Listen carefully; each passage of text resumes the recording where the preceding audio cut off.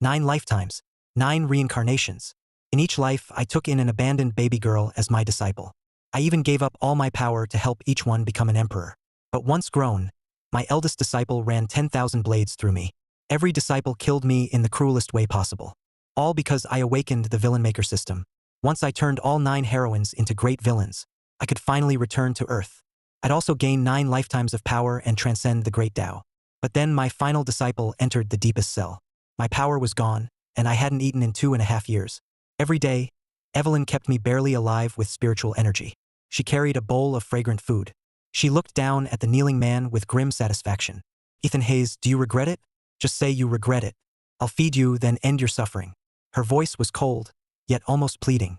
But to her disappointment, he kept his eyes shut and said nothing. Evelyn stared at the man who had once cherished her. Countless memories came flooding back.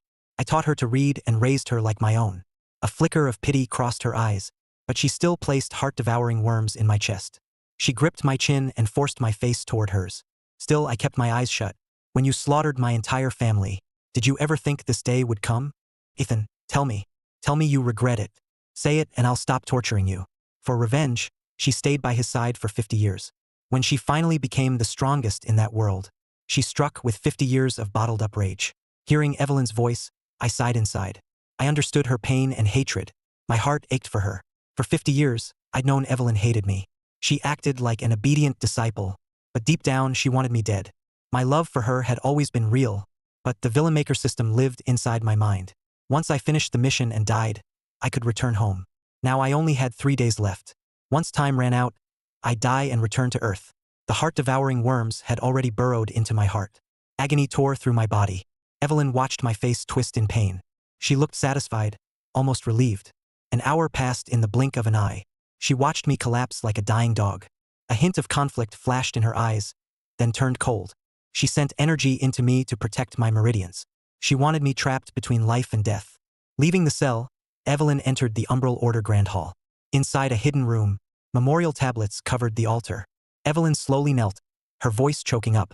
Mom, Dad, once I uncover the truth, I'll give you the justice you deserve. Ever since she imprisoned and tortured me, her hatred eased, but one doubt emerged. She had the only abyssal spirit body in ages. Anyone who raised her to adulthood and dual cultivated with her could become an emperor. Yet Ethan had never once made a move on her in 50 years. Her mind returned to that nightmarish afternoon. Evelyn was only 6 then. She was the beloved princess of the Frost family. But a joyful day had taken a horrifying turn. A bloody mist filled the Frost estate. The place looked like hell. A little girl shook her parents' bodies over and over. 6-year-old Evelyn couldn't understand. Why were her parents lying there, ignoring her? She cried and kept shaking them. She didn't know how long it had been. Her hands went numb, and her eyes turned red from crying. Then a shadow fell over her tiny body. Evelyn raised her tear-stained face. A young man in white stood before her. His sharp, dark eyes were filled with heartache. She stopped crying and stared blankly at him. Don't cry, sweetheart. Come with me. Those were the first words he ever said to her. He didn't care that she was covered in mud and blood. He took her into his arms. For the first time, Evelyn felt truly safe in someone's arms. But as she grew, she was no longer the naive girl. From that little village, Frost Manor courtyard was full of bodies. Yet that man was unharmed. Evelyn concluded that Ethan had killed her family. Over 50 years, she defeated every gifted rival. She became the continent's only emperor.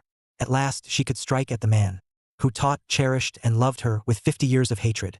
But recently, she learned she had an abyssal spirit body. Anyone who dual cultivated with her after she matured could instantly become an emperor. Could he really be innocent? 2 days later, she finally received a lead. The massacre 50 years ago was tied to the Crimson Covenant. The next moment, she appeared above the Crimson Covenant. With one casual slash, she shattered its ancient barrier.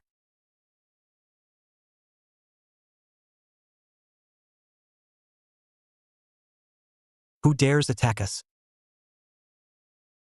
Your Majesty, what brings you to the Crimson Covenant? What really happened in that massacre?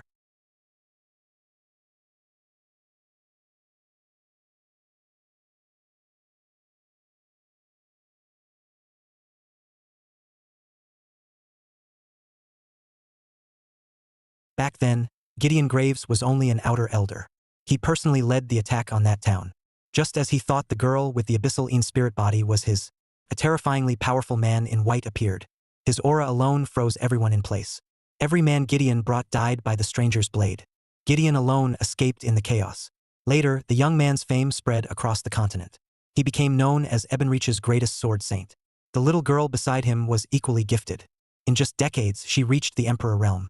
Only then did Gideon realize she was the girl from that day. Then something happened in Ebenreach that stunned the entire world. Evelyn killed her master before every major order. With her own blade, she severed Ethan's life force. To stay alive, Gideon buried the truth. He never told anyone. "Your Majesty, I know nothing." He fought his fear and tried to stay calm. But Evelyn saw right through him. Seeing Gideon hide the truth confirmed her suspicions. Her body began to tremble. Killing intent swirled like a storm in her eyes. A blood-red light flashed in Evelyn's eyes, pierced deep into Gideon's soul. She searched his soul. A tribulation cultivator couldn't resist an emperor. Soon, within Gideon's soul, she found the memories she wanted. She saw Gideon leading a group of men in a bloody slaughter of civilians. Then she saw the man who had spent 50 years beside her. Ethan descended like a god. He killed the attackers. Then he entered Frost Manor courtyard from her childhood memories. Evelyn saw Ethan lift her younger self with aching tenderness. "Don't cry, sweetheart. Come with me." She could almost hear Ethan gently say those words again. She had been lied to for 50 whole years. For 50 years, the man she hated had actually saved her life. The crushing shock of the truth tore through her soul. Evelyn covered her face, laughing and crying like she'd lost her mind. Then her killing intent erupted into the sky. 50 years. You lied to me for 50 years.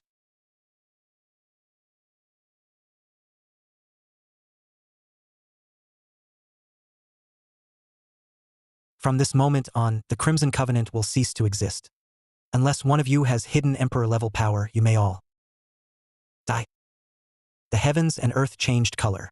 Terrifying black clouds engulfed the Crimson Covenant. The forced soul search left Gideon mindless. A moment later, he exploded into bloody mist. The Crimson Covenant was wiped out.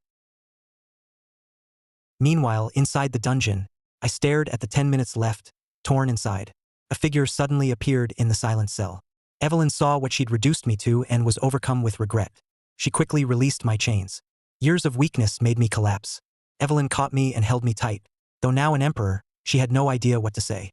She could only cling to my broken body. I stayed silent. Then I felt tears fall onto my face. "So you know now, my disciple." "Master, you knew all along, didn't you? Why didn't you tell me?" "I made a mistake, Master. I was wrong. I have to go. Take good care of yourself." "Master." Evelyn's heart suddenly clenched. She felt something precious slipping away. His life force was rapidly fading. "Master, no." Frantic, she pulled out a healing pill. She tried to feed it to me. I only shook my head and looked at her tenderly. I could feel the heavenly law rejecting me. But Evelyn thought I still blamed her. Her heart ached terribly. She put the pill in her mouth and chewed it. Then she cupped my face with sudden resolve and pressed her lips to mine. "Evelyn, what?" My eyes widened. I never expected her to do something so bold. She only held him tighter, lost in the moment. She surrendered to the forbidden intimacy between master and disciple. But Evelyn soon felt his body becoming unreal. She opened her eyes and saw my body turning transparent. "No."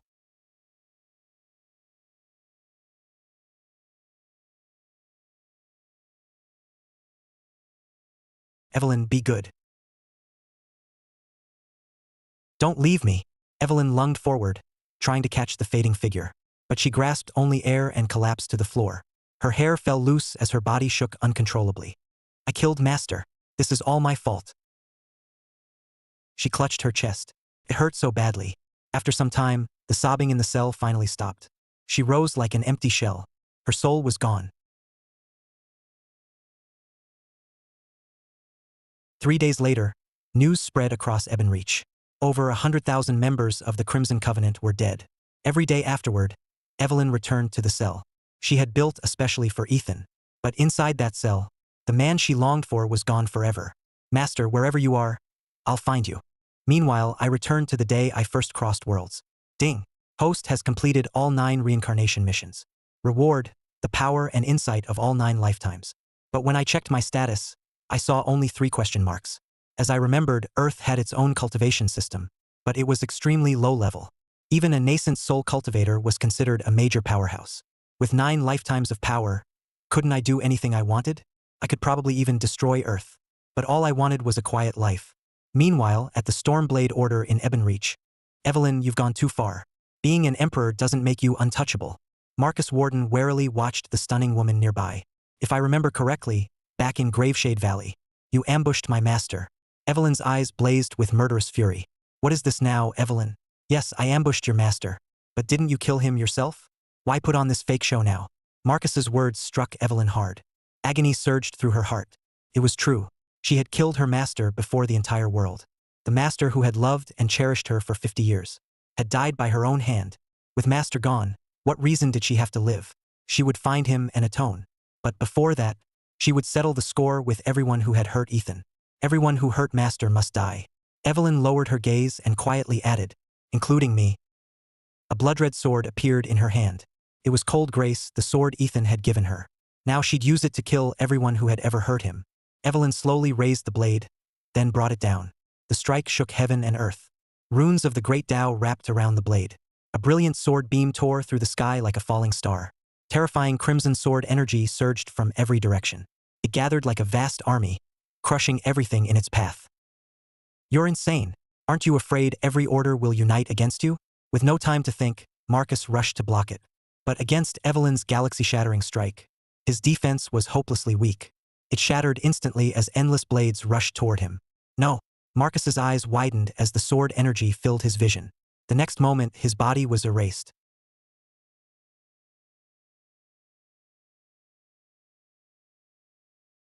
A bottomless sword-cut chasm opened before the Stormblade Order.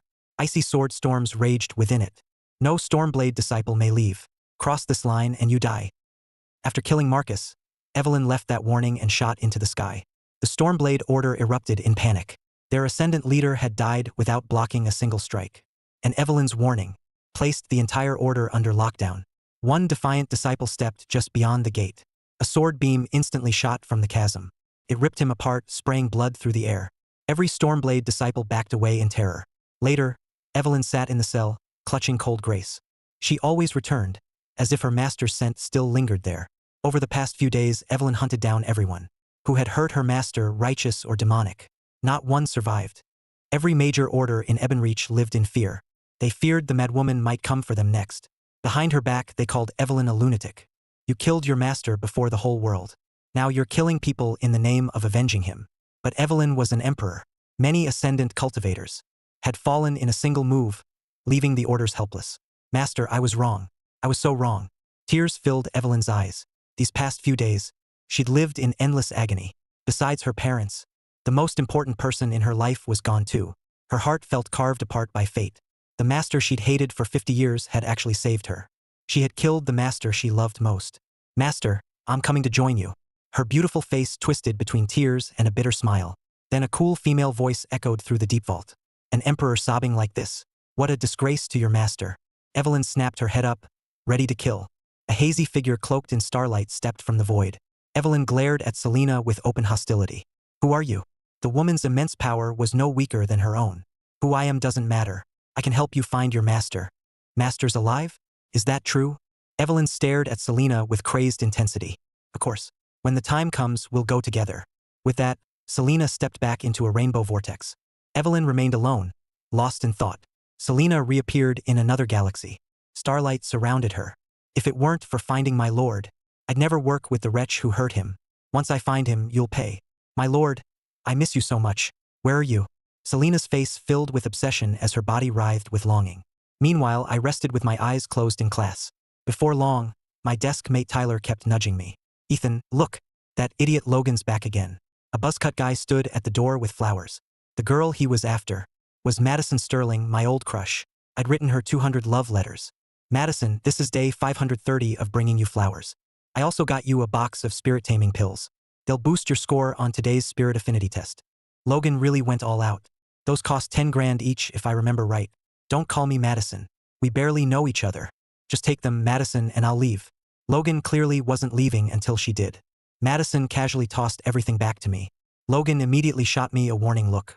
I ignored him and passed it to Tyler. Here, they're yours. Dude, seriously? Tyler had just been enjoying the show, until he became part of it. Everyone's stares left him rattled. Logan turned his menacing gaze on Tyler. The message was clear.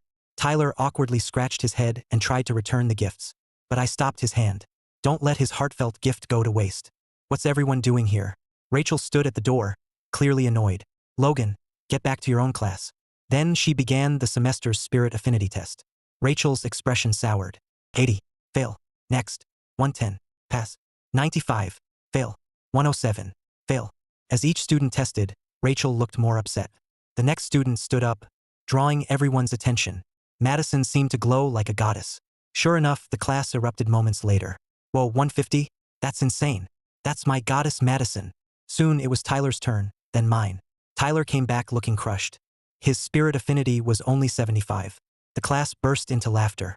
Even a dog could score higher than 75. The nonstop mockery made Tyler's face burn red. He watched me go and reassured himself. It's fine. Ethan will fail with me. I faced the testing plate and carefully limited my energy. When the display showed 110, the class erupted again. No freaking way. The worst student in class actually passed. Ethan passed? He had to be cheating. I calmly returned to my seat. After class, Rachel called me into her office. Having any trouble getting by lately? I'd been orphaned 2 years earlier, but I shook my head. I'm doing fine. Your spirit affinity is looking good now. Keep working hard in everything else too. She pulled out a stack of cash wrapped in a cover from 5 years of finals, 3 years of practice, and pressed it into my hand. I stared at the money in shock. Ms. Walker, I don't need this. But Rachel firmly refused to take it back. Go buy some monster meat and build up your strength. I don't want to hear another word. It's from my savings. Pay me back someday. Rachel called it a loan, so I'd accept it. Ethan was the only student in her class struggling financially. As his teacher, she wanted to help however she could. It was only 10 grand, but that was 2 months of her pay. After that, I had no choice but to accept. I was powerful enough to do whatever I wanted, but refusing her kindness would only hurt her. Outside the school, I found Tyler waiting. He wiggled his eyebrows at me. Let's go camp a bridge and score a chicken dinner. We headed straight to an internet cafe. An hour later, I stared at my gray death screen. Ethan, I'm gonna head home. I nodded and walked the other way. Before long, I spotted a car by the road. It was the Rolls-Royce that drove Madison to school every day. Through the window, I saw Madison tied up inside. Madison saw me too. She desperately banged her head against the window to get my attention. But I kept walking without a glance. Then someone struck the back of her neck. She instantly passed out. After the car left, I thought it over. I'd return to Earth just to live a normal life. But letting Madison get kidnapped right in front of me didn't sit right. The Rolls-Royce stopped outside a factory. Inside, Madison's head was still spinning. She forced herself to calm down and think. Who would dare kidnap her? The Parkers or the Holloways? She looked up helplessly and saw a head peek over the broken roof. Wasn't he just on the street? How'd he get up there? Madison's mind went blank. She had so many questions. Then a man appeared, interrupting her thoughts. Derek Holloway sneered at Madison. How did mighty Ms. Sterling fall so low? Once I get that treasure from the Sterlings, I'll put a baby in you and send you home. Then we'll be family. You have 3 counts to kill yourself. A voice rang out. Derek instinctively looked up. Who's there? Show yourself. But when he saw a teenage boy, he laughed. Who let this brat in? He immediately ordered his men to fire.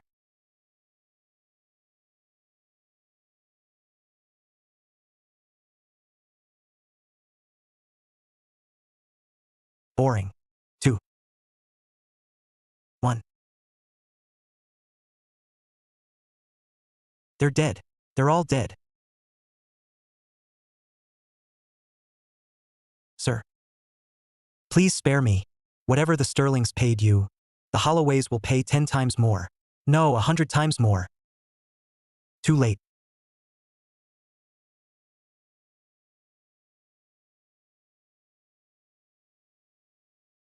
I looked at the normally aloof Madison, now trembling. Like a frightened bunny. I have a few conditions. Agree and I'll save you. Madison quickly nodded, looking pitiful. First, I was never here tonight. Second, tell no one about me. Third, stay far away from me. And don't let your family's cultivators test me, or I might strip you naked and dump you in the street. Madison flushed with shame and anger. I untied her and started to leave. Then Madison's soft voice came from behind. I'm scared. I can't walk. She'd been tied up so long that her limbs were numb, and bodies surrounded her. She was terrified to stay there alone. Fine. Might as well finish the job. I hoisted Madison up and carried her outside. Then I ignored her wounded look and left. Back home, I started thinking. When I fought earlier, I discovered my power was capped at peak nascent soul. Was it because Earth's heavenly law was incomplete? Was that why I could only use nascent soul level power here? Just when I thought things would settle down, Madison said to me before the whole class the next day, "Come outside with me." Every eye in class turned toward us. "Who's Madison calling? Sounds like Ethan." "No way. I think she means me. Come here. I'll snap you out of that fantasy." Why give him any hope? I acted like I hadn't noticed her. "Tyler, why are you staring? She's calling you." Tyler blinked in confusion. My act only made Madison angrier. She gritted her teeth. "I'm pregnant." I nearly choked. "You're what?" "Tyler, how could you?" "Bullcrap." Tyler jumped up and cut me off. "Is your baby Ethan Hayes?" Madison flashed her little fangs and pointed at me with a grin. I stiffly turned toward her smug face. Regret overwhelmed me. Why did I have to save this menace last night? Madison held her head high and walked out first. I had no choice but to follow. Who knew what else she'd claim if I didn't? What? Madison's pregnant? And Ethan's the father? Ethan is Madison's baby? After we left, the class exploded with gossip. "Madison, are you insane? How can you smear my good name like that?" I looked completely defeated. "What did you mean, stay away? Afraid I'll chase after you?" Madison bared her little fangs. She'd stayed up late last night. She couldn't stop picturing Ethan descending like a god, or how safe she'd felt in his arms. She'd wanted to thank him, until she remembered his third condition. How was I supposed to know she thought like this? Chasing me or not, you and I have nothing to do with each other. That night was a one-time thing, okay? Losing patience, I turned to leave. Madison's face fell. "Do you hate me that much?" I wanted to say yes, but she stared at me with tears in her eyes. I couldn't stay heartless. "Fine, I don't hate you. Happy? Now go clear this up." Getting the answer she wanted, Madison smiled. We headed back into the classroom. At the door, I felt a hostile glare. Logan had come with flowers as usual, but now he looked furious. Everyone was staring at him with amused pity. After asking around, he learned what happened. Unable to contain his anger, he demanded, "Madison, what's going on between you two? What we are is none of your business. We barely know each other. Move, please." Madison was back to her icy, aloof self. "I don't believe you. Madison, you do have feelings for me, right?" Logan lunged forward to grab her. Madison instinctively ducked behind me. With a sigh, I blocked Logan. Furious, he yanked hard to free his arm, but stumbled and nearly fell. Someone in class snickered. Logan fled like a beaten dog. Meanwhile, amid the endless tides of the galaxy, two stunning figures traveled one behind the other, through a wormhole in the void. "Are you sure this will lead us to my master?" Evelyn's eyes were cold. Every day they had to guard against the spatial storms raging around them. If she weren't an emperor, the surrounding debris would have destroyed her long ago. "Relax. If we search every world, we'll find him eventually. Trust me, sweetheart." Selena's sultry voice came from within the rainbow glow. "Who are you, and why won't you show your face?" Evelyn's gaze hardened as a storm of sword intent gathered. Selena fell silent for a moment. When she spoke again, her voice was no longer sultry, but cold and sinister. "What I am to my lord is none of your business, you heartless master killer. If you want to fight, I'll gladly oblige. I'll avenge my lord by killing you, you wretch." The rainbow light around Selena flared.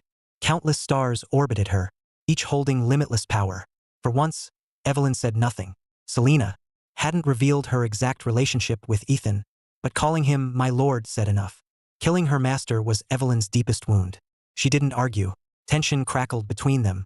Cracks spread across that world's heavenly law, ready to collapse under their crushing power. A speck of light suddenly appeared nearby, racing toward them. Both women sensed someone approaching. But the aura was weak only at the spirit transformation realm. Moments later, Everett Ashford appeared nearby. Facing those two terrifying figures, Everett felt like an ant, paralyzed by fear.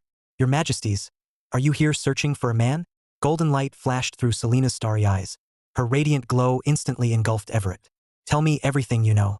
Within the light surrounding him, Everett felt enough power to erase him in an instant, body, soul, and every lifetime.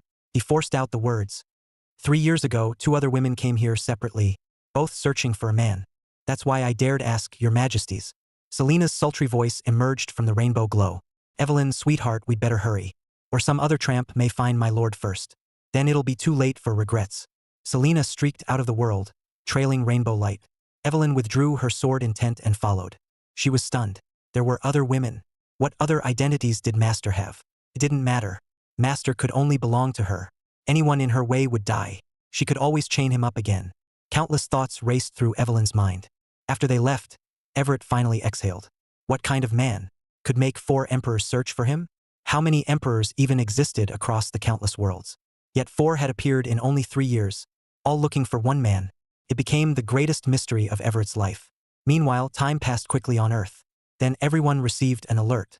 Havenport emergency alert. Shelter indoors for 7 days. A monster may be loose in the city. I read the alert and sighed. I just want a normal life. Why is there always trouble? Meanwhile, an eerie black mist appeared above Earth. Black lightning rippled within it. Yes, this is the place. I can smell my master. So sweet. I want him all to myself right now. I watched the pouring rain, gripped by a bad feeling. I sensed a deadly threat and a familiar presence. That night, Hannah Quinn faced a towering, grotesque monster. Terrified, she turned pale and fell. She hadn't checked the group chat, so she didn't know a monster was loose in Havensport district. It was about to devour her. Hannah shut her eyes in despair. Then a voice pierced the rain. Wouldn't eating me be more fun than eating a little girl? Come on, I'm in a hurry. The monster flew into a rage. This human dared mock it, but as it lunged to tear him apart, cracks spread across its body. 2.5 minutes later, I studied the mark on its forehead. It matched a demonic cult from my fourth life. Why was it here on Earth? I sent my divine sense into it. Their location was exposed instantly. Several black-robed figures stood in an unfinished building in Havensport. Suddenly, Malcolm Voss coughed up blood. Run. The other robed figures were baffled. Elder, what's wrong? The ritual isn't finished. Then Malcolm seemed to see something. Terror spread across his face. Once I got the information I needed, I eliminated everyone except Malcolm. I secretly marked him, then let him go. The downpour overhead had faded to a drizzle. I unlocked my front door and pushed it open. But before I could step inside, I stumbled. A warm body suddenly threw itself into my arms. Master, you're back. Warm, orchid-scented breath brushed my ear. My eyes went wide. I froze. Damn, why did this feel so familiar? Only after 2.5 minutes did she let go. That's when I finally got a good look at her. Her long black hair danced in the breeze. Happiness shone clearly in her eyes. I could only laugh helplessly and say 2 words. Chloe. She was the final villain of my first life. Of all 9 heroines, she was the most ruthless I'd ever known. She once sacrificed the entire world to become an emperor. I shuddered at the smiling girl before me. Only I knew what this seemingly cute girl was hiding beneath that innocent face. Master, aren't you happy to see me? Chloe narrowed her crescent eyes and leaned to my ear. She murmured sweetly, No, no, no. I stammered, breathing in her scent. Your student has missed you so much, Master. The next second, she shoved me onto the couch. Chloe immediately wrapped herself around me again. She gazed into my eyes with open affection. Hold on. Stop. I quickly shouted. Who knew what she'd do next if I didn't stop her? Don't you like it, Master? Chloe giggled dreamily. Your master is angry. Get off me. I took a deep breath. I put on the authority I'd had in my first life. But apparently that no longer worked. Chloe breathed against me and said, I'm not that clueless little girl anymore. What if you run away again? I calmly held her gaze. Fine, fine. I'll get down. After a moment, Chloe stuck out her tongue and backed down. After all, I was the master she'd longed for. I got up and grabbed cold milk from the fridge.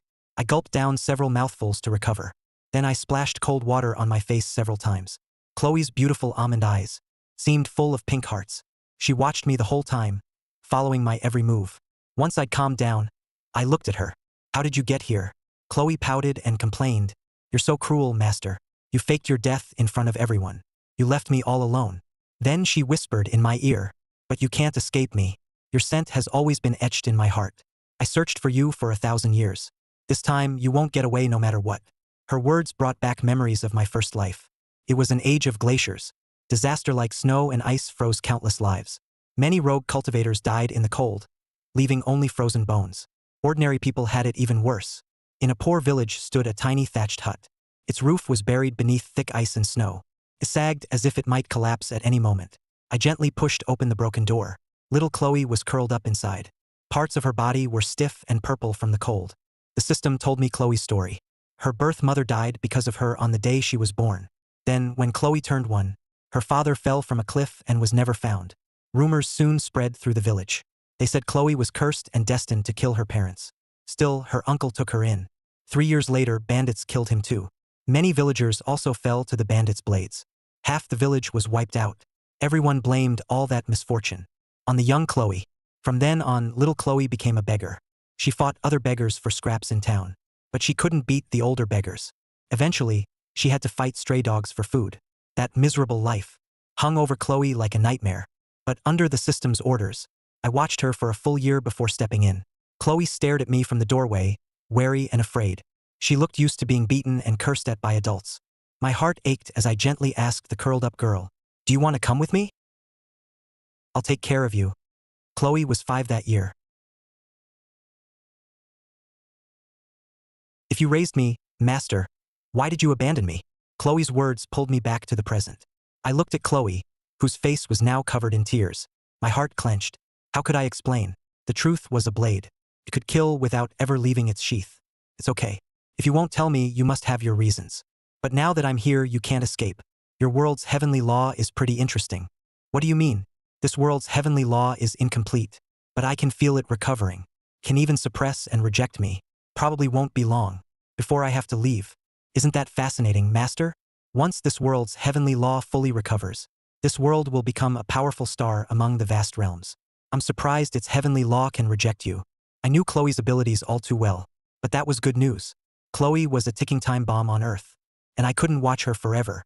"I know what you're thinking. If you run again, I'll kill everyone here and drag you to some forgotten little world where you'll spend your life by my side." Chloe smiled sweetly, but a cold killing intent colored her voice. Then she turned into a streak of light and left. I collapsed onto the couch, already exhausted. One Chloe had managed to cross worlds. The other 8 villains might follow her here too. Every one of them was an emperor. I just wanted a quiet, ordinary life. They all seemed sweet and obedient, but I knew the truth. Deep down, they were dangerously obsessive.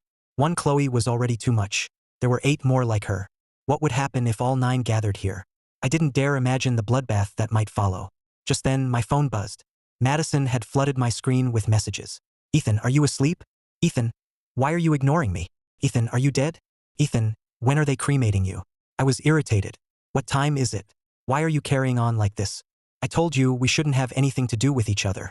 After I sent it, the screen showed her typing. The message kept appearing and disappearing. After a while, her reply came. "Do you really hate me that much?" I could almost feel her hurt through the screen. But I continued. "Being around me is dangerous." I wasn't lying. Chloe was a dangerous variable. I just felt uneasy. I constantly felt those cold eyes watching me from the dark. The Chloe found out about Madison. I didn't dare imagine the consequences. Meanwhile, in a pink bedroom, Madison kicked her bare feet beneath the covers. He clearly hated her. What a ridiculous excuse. "Ethan, I, Madison Sterling, am never speaking to you again. Humph. If I ever text you again, I'm a dog." She shut off her phone and curled up under the covers. She tossed and turned, feeling ants crawling under her skin. Finally, she opened her phone and typed 2 words. Then she nervously reassured herself. One last time. Really, the last time. She didn't know I'd already fallen fast asleep. At sunrise the next morning, what should have been a beautiful day, I felt awful. Half asleep, I felt something pinning me down. Sleep paralysis. That was my first thought. But then I realized that made no sense. The heavenly law had limited me, but I was still a nascent soul cultivator. What ghost would dare pin me down? And why did my ear feel wet? I didn't even own a cat. Then I realized what was happening and opened my eyes. "Master, you're awake." Chloe's eyes were full of love. "Seriously?" I shot upright and pushed her off me. Chloe smiled brightly. "Why are you being so mean, master? Weren't you being suppressed by the heavenly law? When did you get here?" I felt a headache coming on. "What? You don't want me here, master?" I immediately sensed danger in the air. I quickly denied it. "No, I was just asking when you arrived." Chloe moved her beautiful face closer. "Are you scared, master? Afraid I'll eat you?" Her warm breath washed over me. One finger traced circles over my chest. "You still call me your master? What kind of student acts like this? You still call me your master? What kind of student acts like this?" When she kept pushing, I had to put on a stern face. I couldn't beat Chloe anyway. If she really lost control, I couldn't stop her. After a while, Chloe stood with a smile. "This world's heavenly law does suppress me. But if I suppress my own power, I can stay here for a long time. As for when I arrived, I came while you were asleep, of course." I was shocked. I hadn't sensed her at all. "What level are you suppressed to? Even suppressed, you still can't beat me. So you'd better not get any funny ideas." I forced a laugh and said nothing, but thought to myself, "I'm the one who should be worried about your funny ideas. Master, Do you really not want to come home with me? I gave a helpless smile. Chloe, this is my real home. What about me? You promised me a home. Does that promise mean nothing now? Seeing the tears in her eyes, I fell silent. I still remembered how happy Chloe had been when she learned we'd have a home together. Sadly, both of those homes had been destroyed in her heart. Even I thought it had all been a dream. The moment I returned, it should have vanished like a bubble. I never expected Chloe to cross the stars and find me again. I couldn't bring myself to be cruel, so I sighed. Good girl, Chloe. I'm still your master. This is your home now. Don't lie to me again, master. Where I am doesn't matter. It doesn't matter where our home is. What matters is having you by my side. A home only counts if you're there. I won't lie to you again. Then pinky promise, master. No changing your mind for 100 years. Where did you learn that? Humph. I've studied all the culture in your world. I even know what a phone is. At Chloe's level, learning human culture was easy. But I have 3 rules for you. If you don't agree, don't come looking for me again. As long as you're with me, I'd agree to 10 rules, not just 3. I agree. And whatever you want to do to me, I'll agree to it. So what do you want to do? Chloe, I'm being serious. I sighed helplessly. Rule 1. No random killing. Rule 2. Ask my permission before doing anything. Rule 3. Don't reveal your power. Chloe frowned. What if I meet someone I hate? I can't kill them? She really did have a taste for killing. I could only sigh. She had used billions of lives to become an emperor after all. To Chloe, killing people was as ordinary as eating a meal, and no one could stop her. Then you need my permission before killing anyone. You only act when I say someone can be killed. Chloe nodded reluctantly. Chloe's phone lit up. A message popped up. Madison's profile picture lit up. Good morning, you idiot, Ethan. Chloe stared at the message. A murderous glint appeared in her eyes. She tapped Madison's profile. The girl in the photo looked young and radiant. She wore an elegant dress. Her charming smile seemed to outshine the scenery behind her. The room suddenly turned cold. A deadly chill surrounded Chloe. I watched Chloe glare at the screen with murderous intent. My heart jolted. Oh no, I snatched the phone from her. Sure enough, Madison had just sent another message. I stiffly typed a rejection. Yeah. Chloe, you probably haven't tried food from this world. I'll cook something for you. I coughed, trying to change the subject. But Chloe's icy, emotionless voice came next. What is she to you? I shifted uneasily. She's my classmate. There's nothing between us. Chloe could tell I wasn't lying.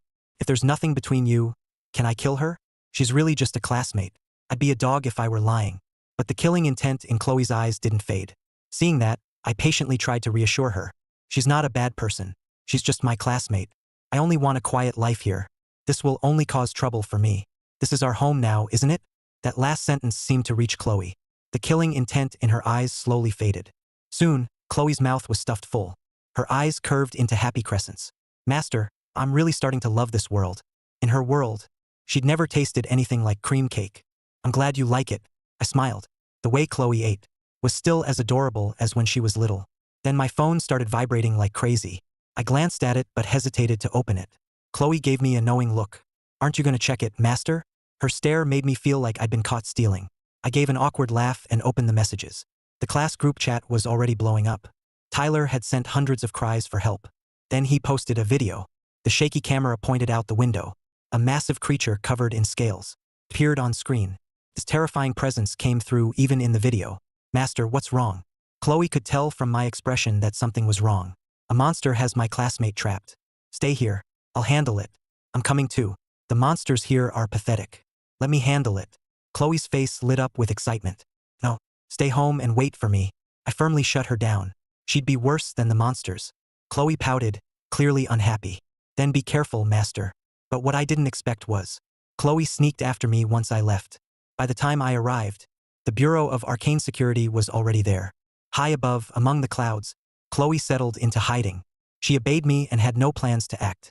But she suddenly found, secretly watching my every move. Oddly thrilling. Grant Whitmore was Havensport's only core formation cultivator. He faced a man and a beast. What will you choose, Mr. Whitmore? Malcolm Voss taunted him. There are still 300 civilians in that building. Grant's expression changed. What do you want? Smart man, Mr. Whitmore. Hand over the Dreadbeast blood orb and we'll leave. Never. You want the Dreadbeast's power, but you can keep dreaming. The two sides immediately clashed. I flashed outside the building. Inside, total chaos had broken out. Several black-robed men had appeared from nowhere. They brutally killed everyone they saw. But just after I cleared them out, thunder exploded in the distance. Their methods were vicious. But just after I cleared them out, thunder exploded in the distance. A familiar presence entered my divine sense. I rushed toward it. In a dark alley, the Acheron Syndicate members who had stolen the Dreadbeast blood orb stared fearfully at the woman in red. Who are you? Who I am doesn't matter. In your next life, don't upset my master. Terrifying red lightning engulfed them. Adrian Pike's face fell. He suddenly felt utterly powerless. There was nowhere to hide from the endless lightning. The devastating power erupted. The abandoned factory crumbled like tofu in an instant. Just as Adrian thought he was dead, a large hand pulled him from the lightning. Holding Adrian, I landed beside Chloe and frowned. Didn't I tell you to wait at home? Master, I couldn't stand being alone. Seeing my cold stare, Chloe turned on the charm. Adrian's eyes were full of terror. Who the hell are you? But no one answered. I entered his mind and searched his soul. Within moments, I saw in his memories a man seated on a throne of beast bones. If I was right, this was the Acheron Syndicate's leader. Then his gaze fell on me. The man on the throne opened his eyes. His crimson eyes burned with killing intent. Our gazes met across countless miles as if we stood face to face. Stay out of Havensport. Otherwise, wherever you are, I'll kill you. I met Damien Crow's stare with a cold warning. His crimson eyes studied me, then slowly closed. Leaving Adrian's mind, I was surprised. He had sensed me through someone else's memories. Earth really was full of hidden powerhouses. But without the heavenly law suppressing me, I could crush them all with one hand. Chloe then pulled a green orb from Adrian. So this holds an ancient dreadbeast's true blood? It's weaker than my onyx. Chloe eyed the orb with disdain. I felt awkward. Onyx was an ascendant spirit beast from the Nightwing Tiger clan. A little dreadbeast blood couldn't compare. The real dreadbeast might be another story. Just then, a figure raced down from the sky. Feeling the crushing pressure, he bowed. Thank you both for recovering the dreadbeast blood orb for the Bureau. I'll make sure your service is reported. Grant didn't directly ask for the orb. He took a subtler approach. But if they refused to return it, he'd have no choice but to accept it. It's useless to me. You can have it back. I tossed him the orb and left with Chloe. Grant let out a long breath.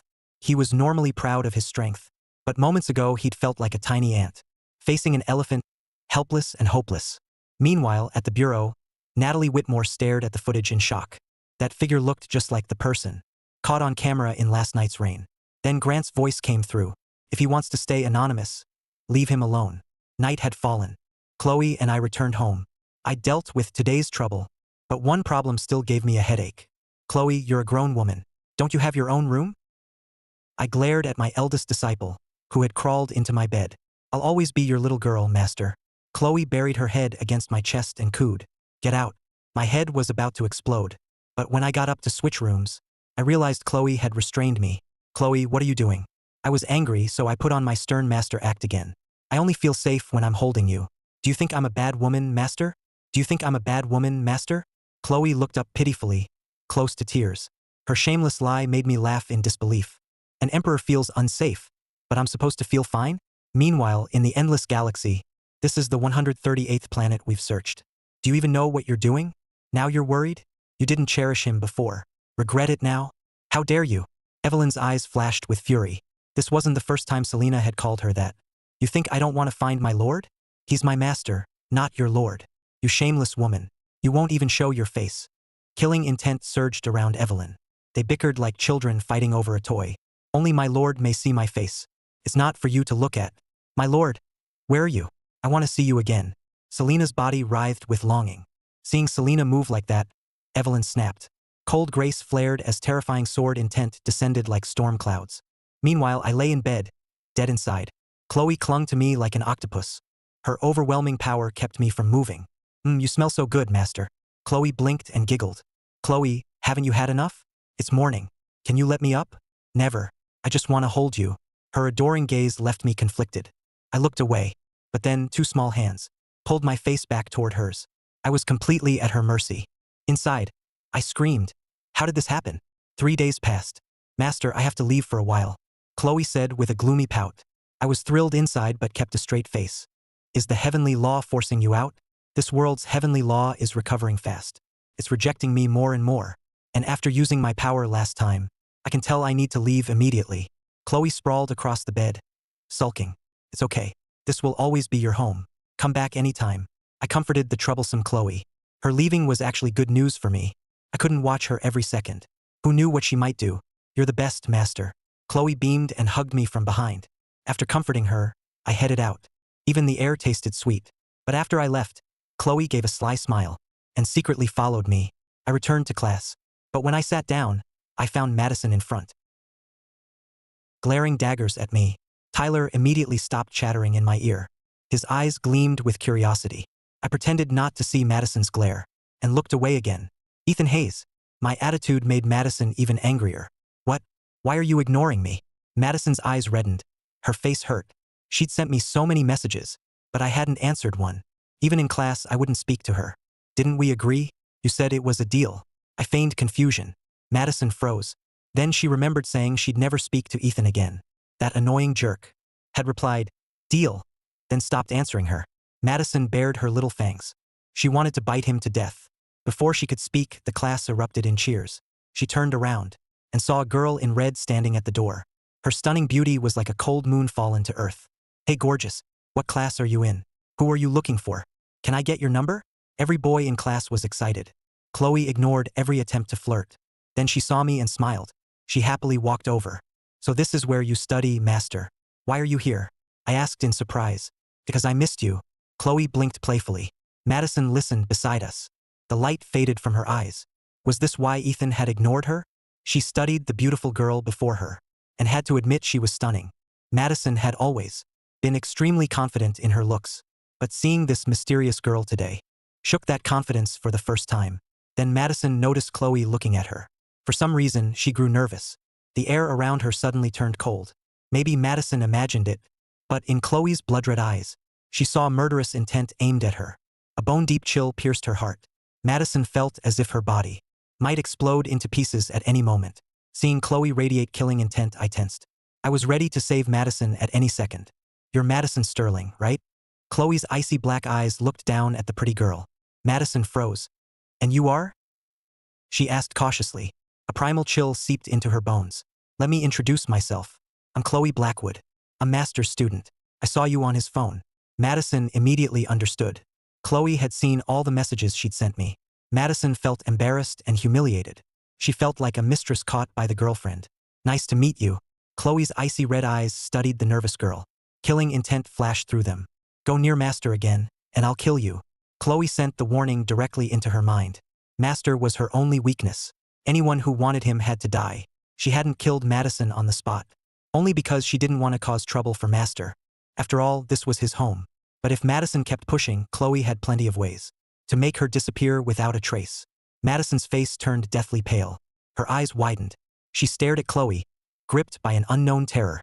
Chloe hadn't moved her lips, so why had Madison hurt her? She was close to breaking, held up only by stubborn pride.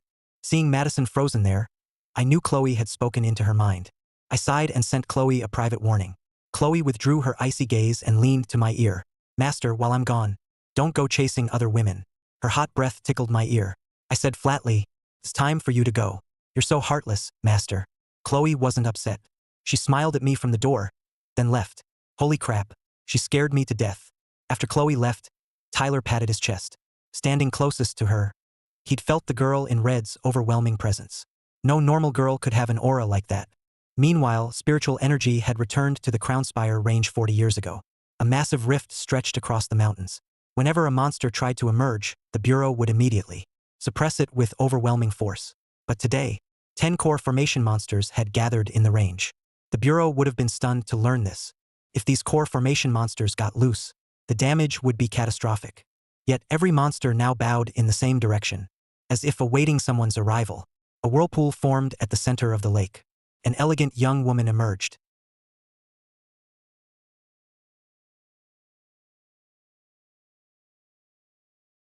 She wore a lavish palace gown, as if she'd stepped from an ancient painting.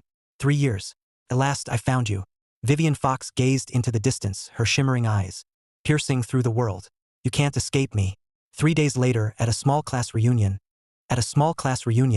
Why isn't Ethan here? Tyler. Did you tell him? Someone glared at Tyler, who was on his phone. Oh, I forgot. Tyler scratched his head, embarrassed, then called me. Ethan, hurry up. Everyone's waiting. Not coming. Bye. Everyone looked at Madison in the seat of honor. The private room instantly went cold. Madison's lashes trembled as she forced a smile. It's fine. I'll have them serve the food. Madison's petite body stumbled slightly. Once outside, all her strength left her. She leaned against the wall. Without the person she wanted to see, Madison barely spoke at dinner. Madison had never drunk fruit wine before, but tonight, she ordered a bottle. Usually, whenever she smelled it on her father, she'd cover her nose and keep her distance. But this time, she wanted to know what it tasted like. The dinner passed in tense silence. After dinner, most people left. Madison laid her head on the table and began to sob. Tyler called me. Madison's crying. You should come. I brushed it off. Her crying has nothing to do with me. Call someone else. Tyler didn't know what to say. Just then, the door flew open. Logan wore a sinister grin. My dad knows Mr. Sterling. I'm here to take Madison home. After texting me, Tyler stood up. What, you want to fight? Logan barked. Get him. I'll pay for whatever gets broken. His goons rushed Tyler at once. Logan used the chance to approach Madison. He chuckled at the crying girl. Come on, Madison. After tonight, you'll love me. Logan snickered. Just as he reached for her soft hand, a cold voice stopped everyone. Will you knock it off? I appeared before them. Throw him out. Logan ordered coldly. His goons grinned and came at me. Moments later, they were all at my feet. As I approached, Logan stepped back. What are you doing? My dad's Richard Pierce. You can't hit me. The next moment, his face burned with pain. Terrified, Logan fled. The remaining classmates wisely left too. Only Madison and I remained. Madison was completely wasted. I sighed helplessly. I had to help her toward the nearby Rolls-Royce. Madison squirmed in my arms like a restless kitten. Her fingers played with my hair. Ethan, you big idiot. Lady, you're wasted. I brushed her off. I like you. I don't like you. Give it a rest. I don't care. Even if you don't like me, I still like you. Madison suddenly shouted. Fine, fine. You like me. The stares around us left me embarrassed. After getting Madison into the car, I left. Madison woke at midnight with her heart racing. Her thoughts ran wild until she snapped out of it. Madison, what are you thinking? She didn't regret confessing tonight. Now that she decided, she'd fight for him. You can do this, Madison. You're the best. Madison clenched her fists and kept cheering herself on. After midnight, Logan went out to blow off steam. But outside, he ran into a stunning woman in a palace gown. His gloomy eyes instantly lit up. He'd never seen anyone so beautiful. Her alluring face could captivate anyone. Every step made Logan's heart pound. Logan instantly forgot all about Madison. He saw only the enchanting woman before him. To his delight, she walked straight toward him. My luck's finally here. I just hit the jackpot. Hey gorgeous, are you an actress?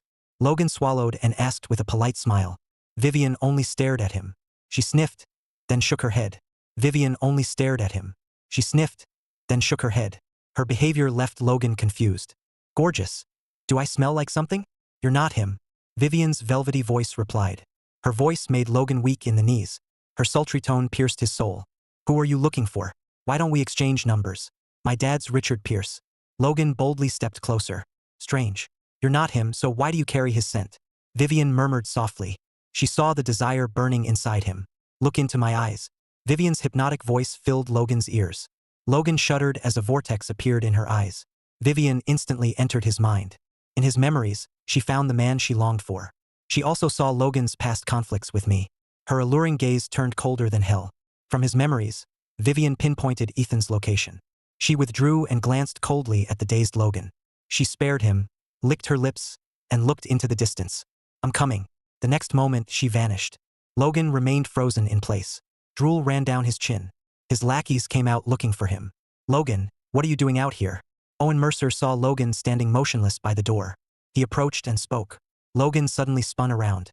His vacant eyes burned with desire. In Logan's eyes, the chubby Owen had become a beautiful mystery woman. Owen froze at Logan's stare. A sickening chill hit him. Before he could react, his eyes widened. He shoved Logan away with all his strength and fled. Logan sprang up and chased him. Meanwhile, Vivian appeared outside my home. You made me search so long. How should I punish you? The next moment, Vivian appeared beside my bed. Her loving eyes watched me sleep. You may be younger, but you're still you. Vivian whispered. Her pale hand gently stroked my cheek. Chloe, stop. Chloe, stop. Startled, I opened my eyes.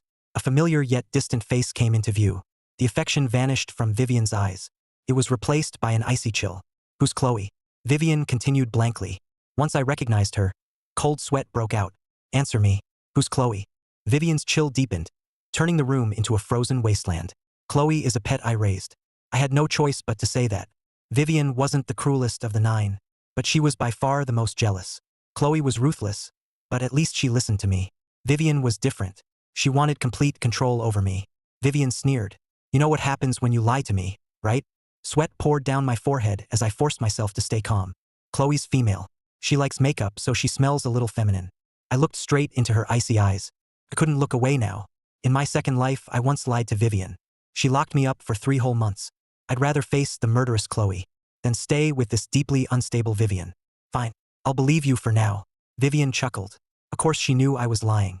As ruler of Moonvale Realm, she could smell lies. But Vivian didn't want to press it. She'd cross time and space to finally find me. She wouldn't get angry over something so trivial. She could simply kill every woman around me. I immediately breathed a sigh of relief.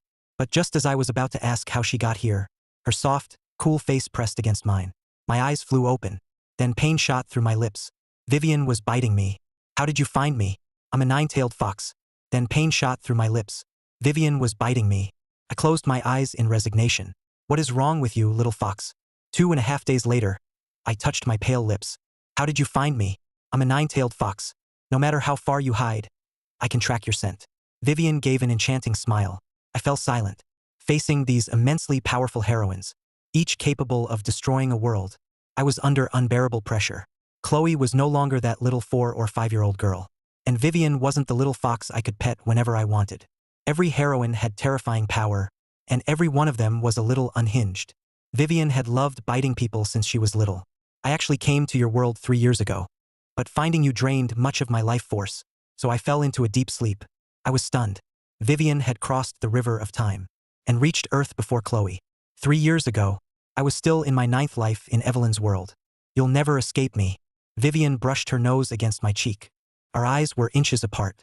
In those seductive eyes, I saw 1,000 years of repressed longing. I looked away and sighed. A finished story should have ended there. Why did it need a sequel? The room's temperature plummeted. Vivian's gaze turned menacing as she spoke each word. You died and left me behind. And now you call that a perfect ending? Who gave you permission to die? Vivian grew frantic and grabbed my throat. Why won't you answer me? Say something. Seeing my blank expression, panic flashed through her icy eyes. I saved you, and this is how you treat me? Hearing my emotionless words, Vivian completely panicked. She quickly let go and threw herself into my arms. I'm sorry, I was wrong. Her endless longing became glistening tears that soaked my face. Feeling her tremble in my arms, I sighed. At that moment, I just wanted to flee this world.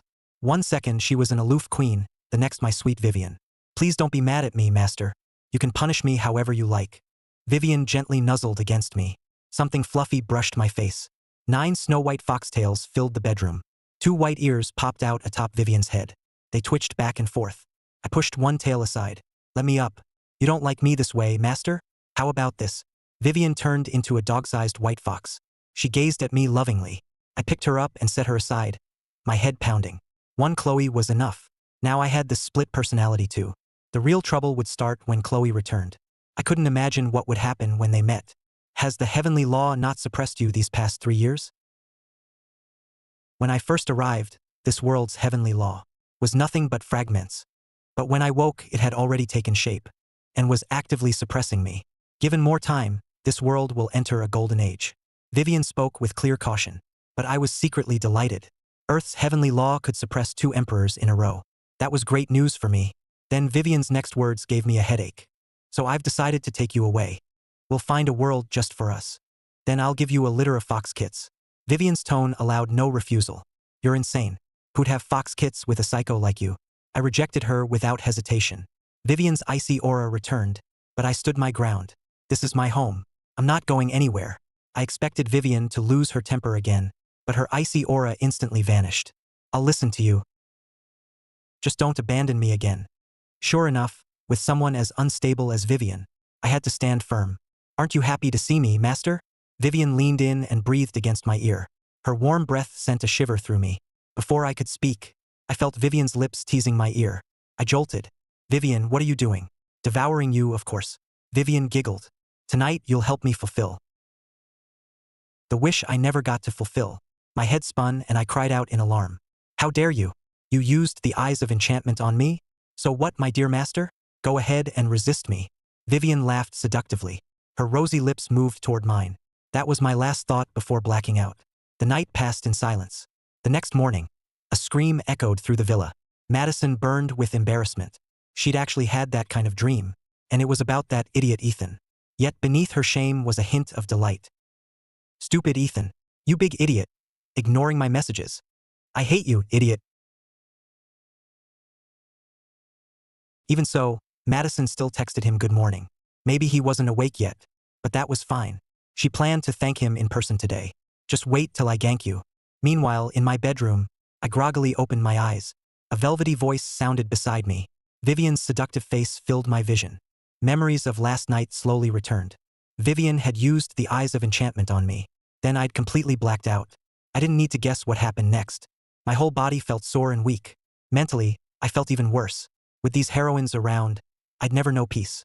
I still hadn't defused the time bomb called Chloe, and now another firecracker had arrived. When those two bombs met, the explosion would be nuclear. Are you uncomfortable, my dear master? Vivian leaned down until our eyes met. Are you done? My voice was calm. If you're done, get off me. No way. I'll bother you for the rest of your life. Vivian brushed back her loose hair. I said nothing and simply stared at her. But gradually Vivian's eyes, beautiful enough to enchant the world, filled with sorrow. Tears shimmered within them. My heart ached. I looked away from her. Do you hate me, master? Vivian's voice trembled with tears. Then why won't you even look at me? You don't even call me Vivian anymore. A tear fell from Vivian's eye onto my chest. I sighed deeply. I gently cupped Vivian's tearful face and wiped her tears away. I sighed deeply. I gently cupped Vivian's tearful face and wiped her tears away. Vivian nestled into my arms. Master, do you know how long I searched for you? How long I've missed you? For a moment, Vivian was that teenage girl again. Whenever she messed up, she'd cry in my arms for comfort. Everyone's waiting for you. Please come back with me. You can't go back. This is my world. I lowered my gaze. Don't you want to see them? Vivian looked completely baffled. Her question filled me with sorrow. In my second life, I failed many people.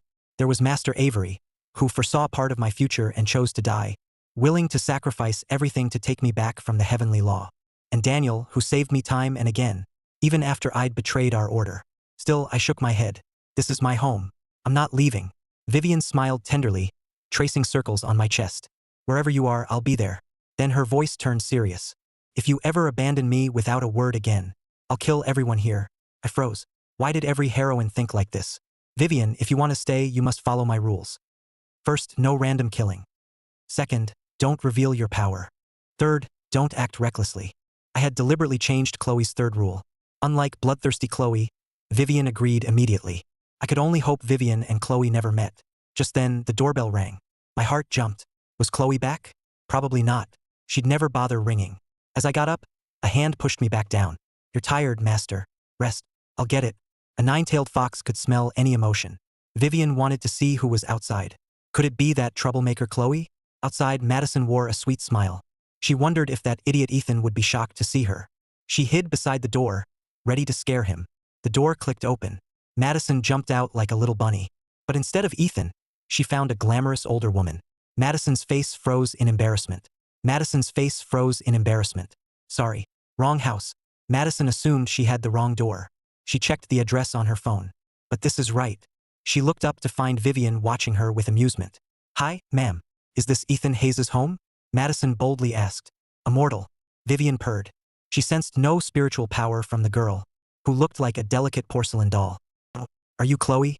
Vivian smiled and gently tilted Madison's chin up. Madison was stunned. I'm not Chloe. I'm Madison Sterling. Madison quickly replied, then thought, this woman looks like she's in her 30s. She must be one of that idiot's relatives. Good thinking, Madison. Ma'am, I'm Ethan's classmate. Is he home? He had a tiring night. He's asleep. Vivian replied with a teasing smile. Madison was disappointed, but then had an idea.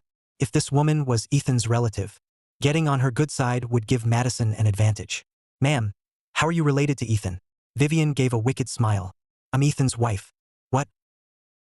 The air seemed to freeze. Madison's shock was unmistakable. That's impossible. You're so much older than him. Vivian feigned surprise. Too bad. He likes older women. Little girls like you aren't his type. You're doing this on purpose.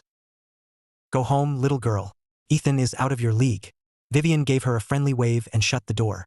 There was no fun in bullying a mortal girl. A little teasing was enough. Go home, little girl. Ethan is out of your league. Vivian gave her a friendly wave and shut the door. There was no fun in bullying a mortal girl. A little teasing was enough. Vivian was far more eager to meet Chloe. Madison left the neighborhood in a daze. Even without seeing me, she refused to believe Vivian was my wife. Then a bold theory crossed her mind. She quickly opened our chat. Ethan, you idiot. I can support you too. I stared at the message in total confusion. Seriously? What's wrong with you? Seeing my instant reply, Madison's face lit up. Then she read it and got mad. She's so much older than you. Is she your sugar mama? I let out a long sigh. Madison really was missing a few screws. Why was she so hung up on me? She's not. I knew it. Madison's mood instantly brightened. After replying, I tossed my phone aside. Time flew, especially while lounging at home. Soon, only 3 days remained before college. Thankfully, Vivian didn't try anything intimate again. She only kept dragging me out shopping. Vivian was curious about everything. She looked here, then there. While clinging to my arm, she affectionately nuzzled my shoulder. Feeling the pressure against my arm, I finally snapped. Vivian, can you behave? Don't you like it, master? Vivian giggled and breathed against my ear. But before I could scold her, an icy voice came from ahead. Master. Those 2 syllables made my heart lurch. I stiffly turned my head. Chloe stood nearby, dressed in red. Her black eyes revealed nothing. I'm screwed. That was my only thought. The 2 great villainesses finally faced off. Vivian looked over and sensed a familiar power equal to her own. Don't you have anything to say, master? Chloe's voice held no emotion. Dark clouds spread across Havensport. Within seconds, they covered the city. The clear blue sky was instantly swallowed by endless darkness. Terrifying thunder rolled within it. People on the street had no idea what was happening. They only felt a bone-chilling cold, as if they'd fallen into hell. They all fled at once. Apocalyptic lightning writhed through the clouds like black dragons. It locked onto Vivian with deadly intent, ready to strike. So this is the woman named Chloe?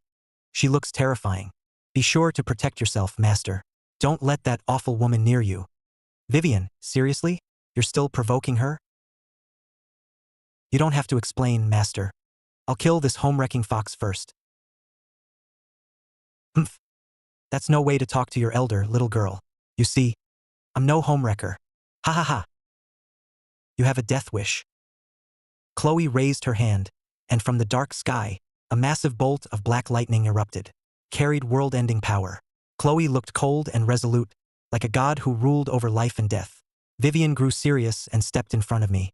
With a wave of her hand, terrifying foxfire rose like a fire dragon with its jaws wide open. The raging foxfire collided with the apocalyptic lightning. Neither side could overpower the other. Their clashing power shook the entire space. I stared in horror and cursed inside. These 2 really started fighting without a second thought. They showed me absolutely no respect. I unleashed all my available power. I couldn't join the fight, so I focused on containing the shockwaves. Otherwise, at least half of Havensport would be leveled. Countless people would die, and I couldn't allow that. Meanwhile, at the Whitmore estate, Grant Whitmore stared at the darkened sky, frozen in place. He swallowed and stammered. The sky. It's changing. Havenport's strongest cultivator now felt smaller than an ant. Then something changed inside him. The peak core formation barrier that had held him back suddenly began to loosen. Grant hesitated briefly, then decided to investigate. He might die there, but the chance to reach nascent soul was too tempting. Soon, a pale Grant stopped atop a skyscraper. This was as close as his strength allowed. Several figures emerged from the darkness and landed on the roof. They spread out. Grant saw that they were all disguised. Their faces were completely hidden. He gave a faint sneer. He could roughly guess who they were. Some were likely retainers of powerful families. Others might belong to underground groups. Some were rogue cultivators hiding in Havensport. All had come to use the energy above and break through. Time slowly passed. The black lightning and foxfire kept clashing overhead. They remained evenly matched. Chloe stood amid the storm clouds, her gaze utterly cold. Her world-ending lightning kept growing stronger. She had only left briefly to evade this world's suppression. Yet when she returned, she found a home-wrecking fox beside her master. Seeing Vivian cling to his arm was unforgivable. She'd never let anyone else lay claim to master. Vivian refused to back down. A colossal 9-tailed phantom rose behind her. Across the chaotic sky, her crimson, soul-devouring foxfire turned half the heavens into an inferno. The crimson flames collided with the destructive black lightning. The impact threatened to tear the world apart. and I was stuck at the center of it all. Chloe, stop. After I kill this fox seducing you, master. Little girl, you don't even have a chest. But you sure talk big. Ha ha ha.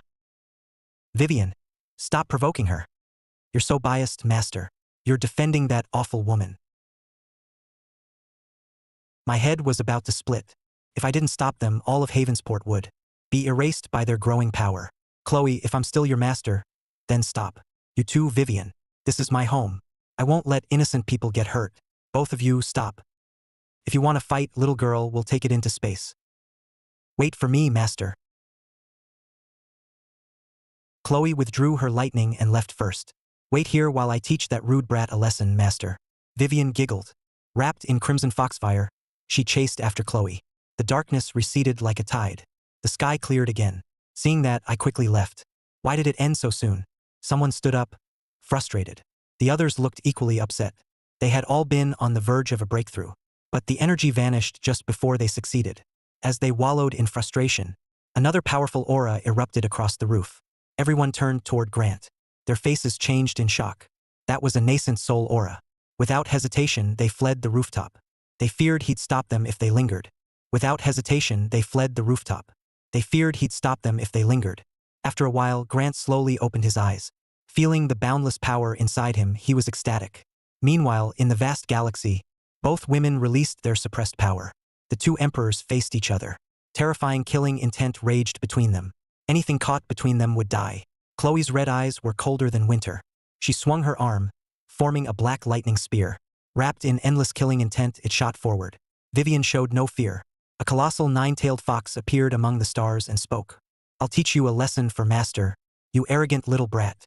An indescribable force exploded where their attacks met. Terrifying shock waves rippled outward. Everything they touched vanished. Even the stars trembled under the impact, their light flickering. Meanwhile, I returned home. What I feared most had finally happened. Chloe, the villainess from my first life, had met Vivian, the villainess from my second. It would have been fine if they could talk calmly. But both started fighting at the slightest provocation. This is all your fault, system. I collapsed onto the couch in frustration. After some time, two familiar auras appeared outside. I sat up straight and cleared my throat. Both of you, come in. Vivian started to speak, but stopped when she saw Ethan's blank expression. The words died in her throat. Chloe looked like a child caught misbehaving. She stared down, fidgeting silently. Their innocent act made me laugh in disbelief. Sit down. Are you done fighting? I glared at them. Was I wrong, master? Mischief flashed in Vivian's eyes. She moved to lean against me. Chloe raised her dark red eyes toward Vivian. The room instantly turned frigid. I asked if you're done. Sensing trouble, I slammed my hand on the table. I asked if you're done. Sensing trouble, I slammed my hand on the table. Both women jumped. They knew they'd truly angered me. They sat quietly, neither daring to speak. If you're not done, keep fighting. But neither of you may come home again, I said coldly. Chloe stopped fidgeting.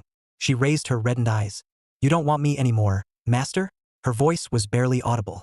I sighed and spoke gently. I'm not abandoning you. I just don't want to see you two fight again.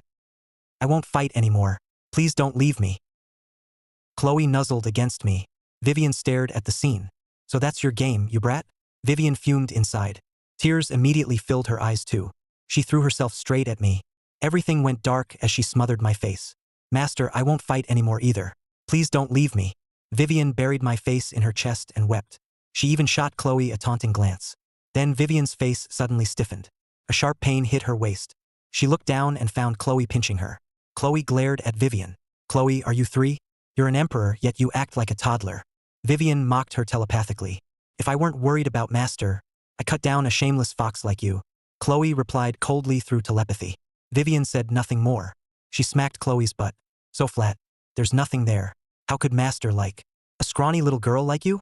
Chloe jolted and stared at her in disbelief. Embarrassed fury flashed in her red eyes. After a while, I calmed them both down and spoke to each one privately. I took Chloe into the bedroom first. The moment we entered, she threw herself into my arms. Did that fox try to seduce you? Please let me kill her. Please. I smiled helplessly and patted her head. Don't fight when you're together. Why? Chloe's eyes filled with confusion. Deep down, you and she are alike. So, did she start living with you as a child too? Yes. Just like when I brought you home from the snow. You were both lost souls I met along the way. I thought Master belonged only to me. Chloe gave a quiet laugh, and my heart tightened. I knew how these heroines felt about me. Each of them began life lost in darkness, unable to see a way forward. Some were beggars. Others were branded as cursed. But all of them suffered tragic fates. I became a light in their darkness, showing them the way.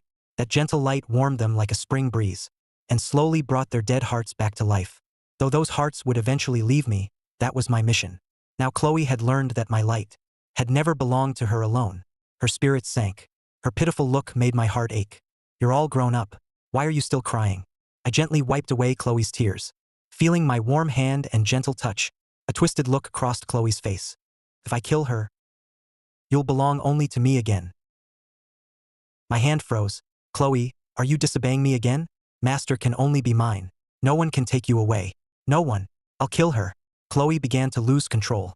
A terrifying storm gathered around her. You're disobeying me again, aren't you? Do you remember what I told you? Seeing her like this sent chills down my spine. But Chloe ignored me and shoved me onto the bed. So I made a bold decision. Master, you hit me? Chloe stared at me in disbelief. It was the first time Master had ever hit her. Chloe didn't know how to react. I fixed my clothes, pointed at the door and said coldly, "Get out." No. Chloe looked hurt as tears fell again. But this time I showed no sympathy. Don't make me say it a third time. Get out now. Her eyes reddened as she stubbornly held my gaze.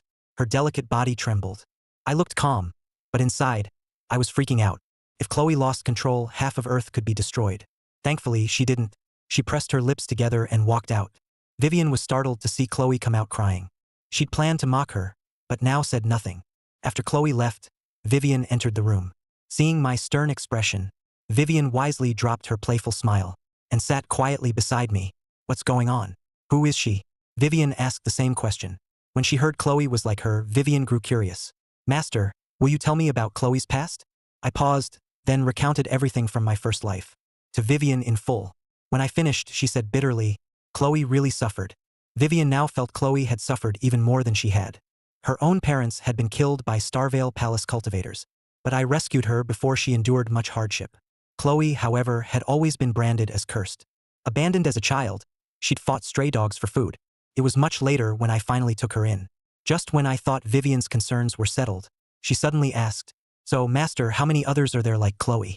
Just when I thought Vivian's concerns were settled, she suddenly asked, "So, Master, how many others are there like Chloe?" A soundproof barrier sealed the room. A teleportation circle appeared beneath us. Madness filled Vivian's eyes as she tried to take me by force. I may pity Chloe, but I'll never share you with her. Master can only belong to me. Even if more awful women come, I'm not scared. As long as I'm here, no bad woman will devour you. Besides, claiming you for myself is fun.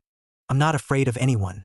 Listening to Vivian's crazed rambling, I broke into a helpless sweat.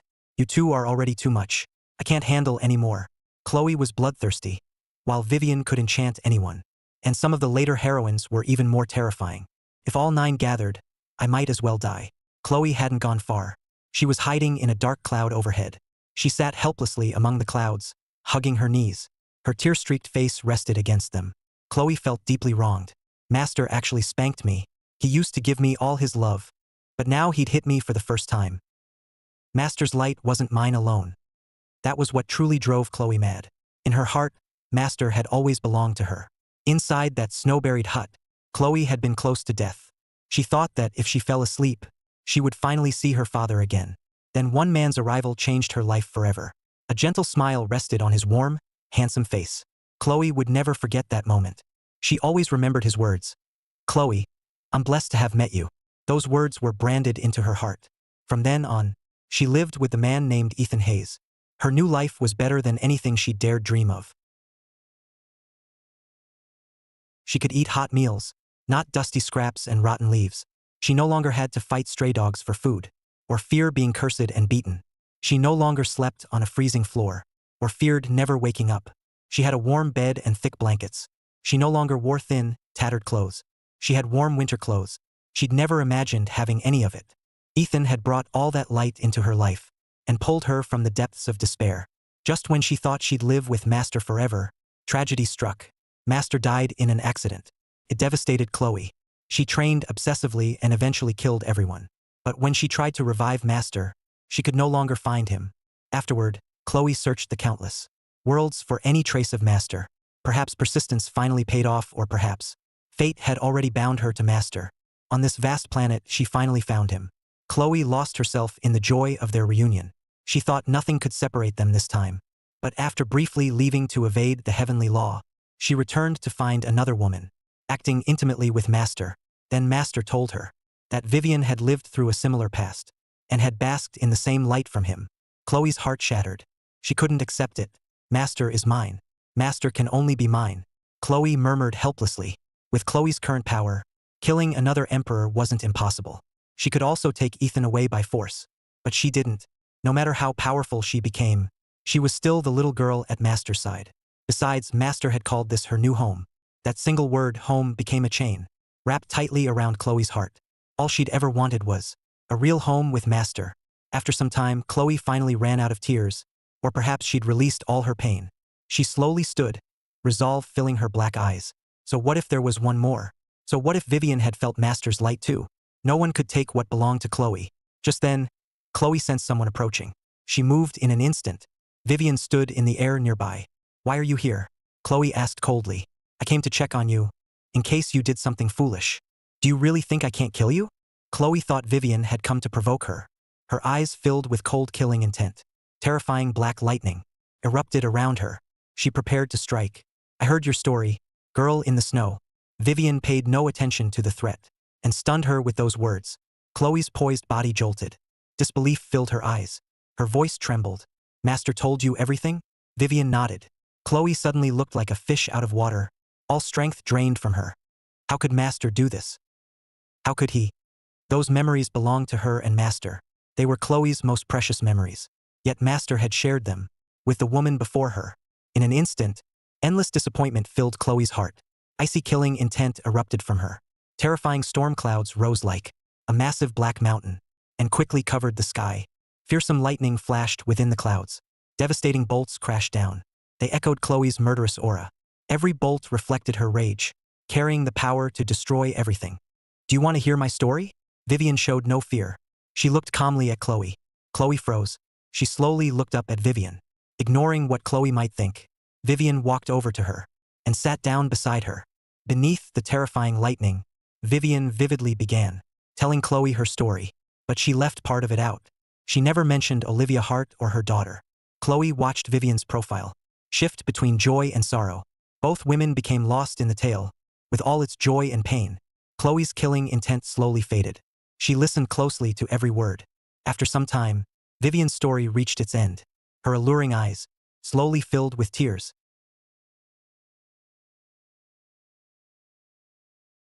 Those memories were just as precious to her. After hearing Chloe's story, she told Chloe how she and Ethan had first met and grown close. After hearing the whole story, Chloe fell into deep silence. "So what do you want?" Chloe didn't know what else to say. Vivian wiped away her tears and smiled. "So you want to make peace with me? Don't get ahead of yourself. We may become allies someday." Vivian smiled mysteriously, then left first. Chloe stood among the dark clouds, wondering what Vivian's final words had meant. "Master, I won't fight anymore. Please don't leave me." Chloe threw herself into my arms, eyes full of tears. I shook my head helplessly. Whatever they'd said to each other, I was happy as long as they stopped fighting. Seeing Chloe tearful in my arms, my heart softened. "As long as you're good, how could I ever abandon you? This is your home after all." Chloe nodded rapidly. Her arms tightened around my waist. I had a feeling Vivian had picked up all these tricks from Olivia Hart. "Master." When I came out, Chloe sweetly tried to cuddle up to me. But I pushed her away and said, "Both of you go to your own rooms." "No, I want to sleep with you." Chloe looked completely unwilling. "I want to sleep with Master too." Vivian smiled seductively and moved closer. Their distinct fragrances filled my nose at once. Unmoved, I repeated, "Go to your own rooms. Don't make me say it a third time." Without letting either of them reply, I shut and locked the door. If Vivian and Chloe both came in, who knew what they'd do to me tonight? I also realized that as long as they weren't fighting, they could keep each other in check. Chloe glared at Vivian. Vivian defiantly stared back. "You home-wrecking fox. Come with me." Then, Chloe vanished from the room. Vivian chuckled. and followed her. Amid the vast galaxy, two terrifying figures faced each other. They had both agreed not to fight in front of Ethan or make him angry, but that only applied when he was watching. Given their obsessive personalities, they could never keep the peace, and I could barely sense what happened out in space. Several devastating blasts collided at once. The endless galaxy became Vivian and Chloe's private battlefield. The battle between the two emperors didn't last long. Neither used her full power. They both wanted the other dead, but Ethan stood between them, so neither would go that far for now. After trading a few blows to vent their anger, they returned to their rooms. Soon it was well past midnight. I was already fast asleep, while both women tossed and turned next door. Each used to share Ethan's bed, but the other's arrival had cost them that privilege. After a while, Chloe grew too restless to bear it. She quietly got up, opened the door, and crept through the dark to Ethan's room. Just as she went in, a teasing voice stopped her. "What are you doing, brat?" The sudden voice startled Chloe. She turned and saw Vivian sitting on the couch. Her amused gaze made it clear she'd been waiting. "What are you doing here?" "Catching a thief." Vivian's eyes sparkled as she smiled. "I'm thirsty. Can't I get some water?" "What a childish lie. You came to Master's door for water?" "Humph. Mind your own business." Why wasn't this brat even trying to hide it? Vivian wouldn't sit back and let Chloe have Ethan to herself. Annoyed, she gritted her teeth and followed. Inside she found Chloe, clinging to Ethan like an octopus. Vivian's eye twitched at the sight. She immediately dove onto the bed. "You just don't know when to quit, do you?" 2 days passed in a flash. It was time to register at Vanguard University. "I'm going out. You two stay home. And don't wander off." I looked at the two women on the couch. Since coming to Earth, Chloe had become hooked on tearjerker romances, while Vivian binged short dramas on her phone.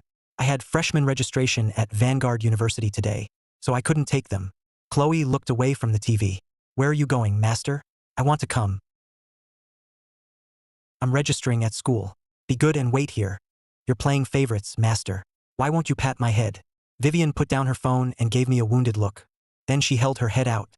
I smiled helplessly and rubbed both their heads. "All right, both of you behave and stay home. If either of you follows me, I'll be angry." Chloe pouted but nodded. She didn't want to upset Master. "Don't worry, Master. I'll keep a close eye on Chloe," Vivian promised with a smile. But the glint in her eyes suggested other plans. Hearing Vivian single her out again, Chloe glared at her and quickly said, "Humph, I'm a good girl, Master. I won't go anywhere." Despite their promises, I still didn't trust them. I marked them both with my aura before leaving. "Chloe, are you sure you don't want to follow him?" After Ethan left, Vivian gave a cryptic smile. "I'm staying here and so are you." The vulnerability Chloe showed only around Ethan vanished instantly. It was replaced by a deadly chill. Her merciless eyes locked onto Vivian. "How boring. Aren't you worried another woman might approach him?" Vivian lounged against the couch, baring one pale shoulder. "I'll kill her, and someday I'll kill you too." Vivian lounged against the couch, baring one pale shoulder. "I'll kill her, and someday I'll kill you too." Chloe made no attempt to hide the killing intent in her icy voice. "Is killing all you ever think about? What if another woman gets close to Master? While you can't see him, how will you kill her?" Vivian ignored the killing intent filling the room, and kept talking. Chloe's dark red eyes flickered. "What are you getting at? Let's follow him. If we keep quiet, he'll never know. Besides, isn't secretly watching his every move exciting?" Chloe was already tempted, but remembering Ethan's warning, she shook her head. "You won't sway me. Besides, Master marked us. He'll know if we leave." Vivian seemed to be waiting for that. She smiled mysteriously. "That's no problem for me." Vivian smiled, and a dog-sized white fox appeared beside her. "Just attach a sliver of your consciousness to it. This fox can follow Master and share its sight with us. Then he won't detect us."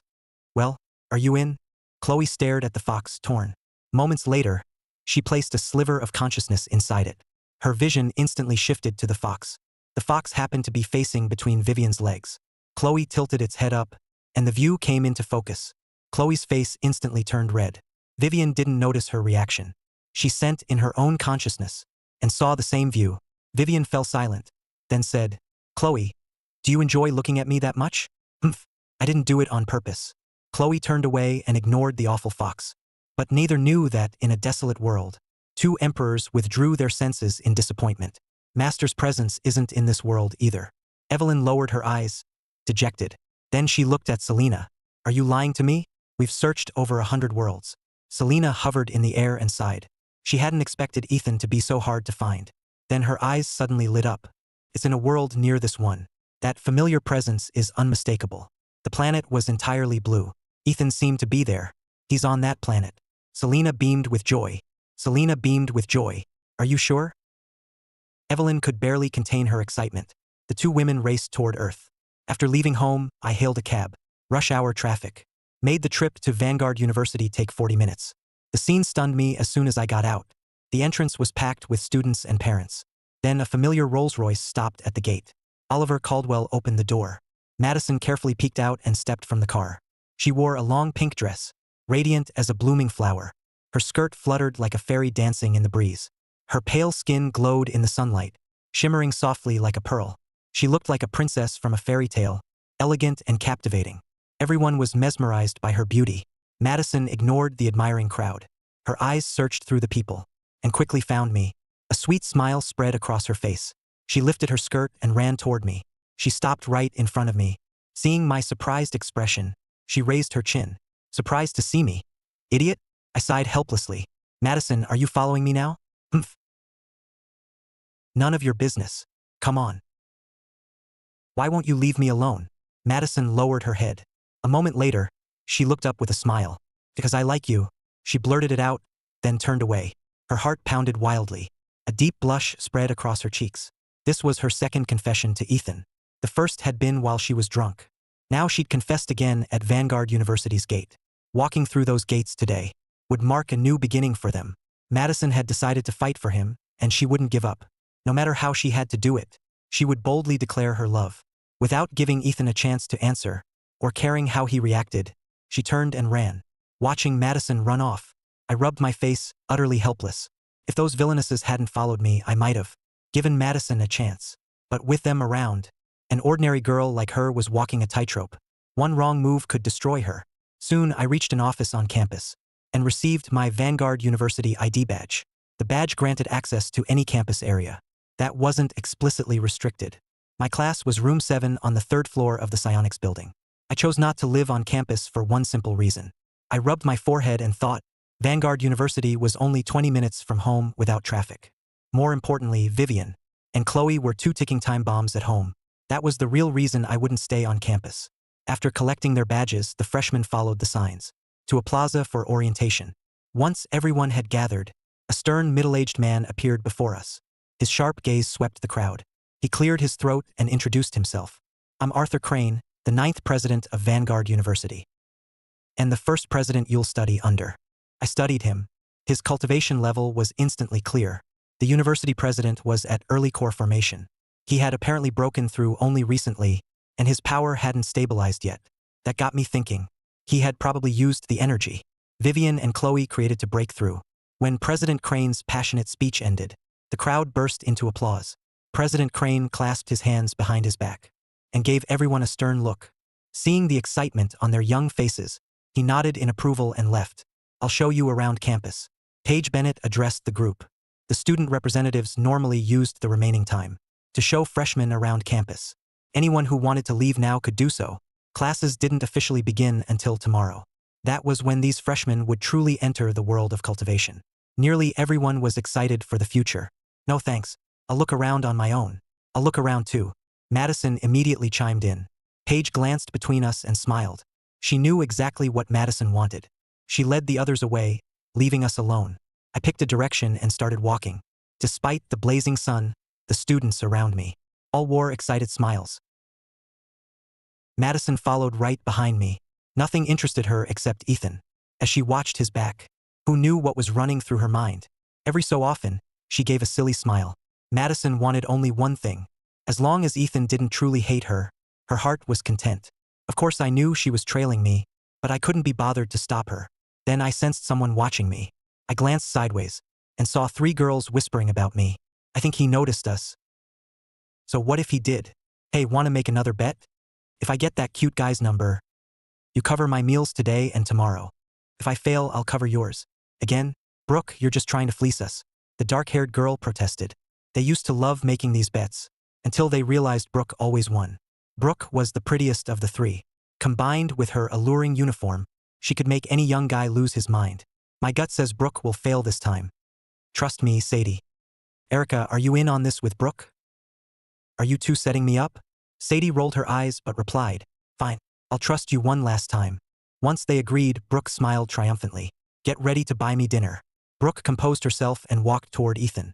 Winning over an innocent freshman would be easy for her.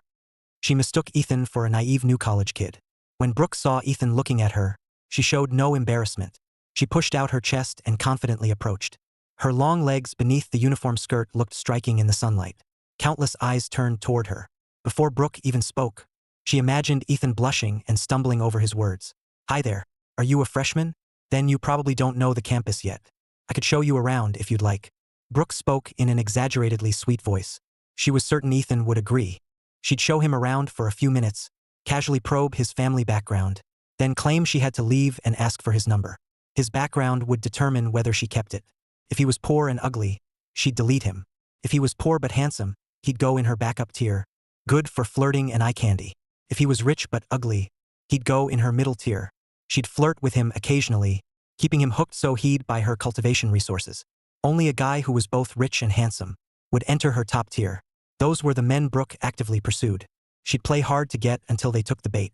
Brooke figured Ethan belonged in her backup tier. He had a handsome face, but everything he wore looked cheap. He didn't even have any decent jewelry. Sorry, I'm fine on my own. I politely declined. Brooke froze for a moment.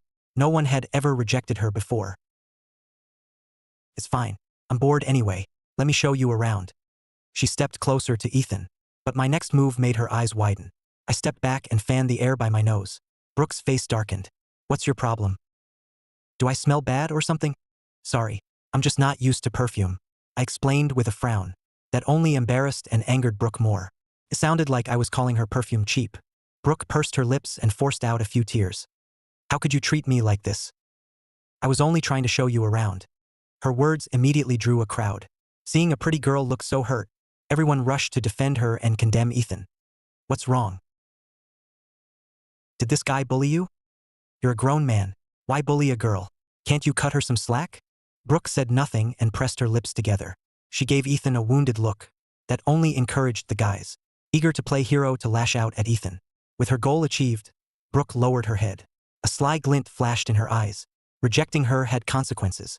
First, she'd use her delicate looks and free-flowing tears to stir every young guy's urge to play hero. Then they'd condemn Ethan for her. When you see a pretty girl tearfully confronting a guy, you naturally blame the guy first. Brooke could already picture Ethan panicking and apologizing, exactly as she'd planned. Humph, that's what he gets for rejecting me. The trick was old, but it worked. I dropped my smile amid the barrage of insults and quietly said, kinda interesting, barely. Suddenly, I felt my days at Vanguard University might not be as peaceful as I'd hoped. Brooke, what happened? Did he bully you? Sadie ran over to comfort Brooke, who was crouched on the ground. Brooke shook her head, looking utterly helpless. Apologize to my friend right now. Sadie stood with her hands on her hips. Erica suspected there was more to the story, but Brooke was her friend, so she took her side. The crowd kept growing. I stayed put and watched Brooke perform. What's wrong with you? Apologize to her. Are freshmen always this rude? Blake Dawson, who was showing freshmen around, was also drawn over by the commotion. When he saw the guy surrounded by angry students, he thought he looked familiar. Then he remembered. Wasn't this the freshman he tried to take from Paige, Ethan Hayes? Blake rarely lost to guys his age, so Ethan's name had stuck with him. Then he saw Brooke crouching nearby and quickly figured out what had happened. He watched Ethan with a cold smirk, curious how he'd handle it. Blake knew Brooke was a manipulative fake. She used her looks to keep a roster of guys on the hook. She was a notorious player at Vanguard University. Nearly everyone defending her was a freshman. The upperclassmen knew exactly what she was like. Brooke had clearly failed to win Ethan over, so she turned the crowd against him. Blake found the tactic pathetic. Just then, a girl emerged from the back of the crowd. The guys' eyes lit up when they saw her, and they instinctively cleared a path. Blake's expression shifted when he recognized her. It was Madison Sterling, who had scolded him before. Seeing her approach Brooke, Blake smirked again. Brooke froze when the shouting suddenly stopped. A shadow fell over her. Then an icy voice sounded above her. Having fun? Brooke looked up and saw a stunning girl before her. Yet the girl's presence felt icy even beneath the blazing sun. Brooke had always considered herself beautiful, but when she saw Madison's face, She was briefly mesmerized. She couldn't find words to describe Madison. Madison was like a bright moon in the sky, pure and cold.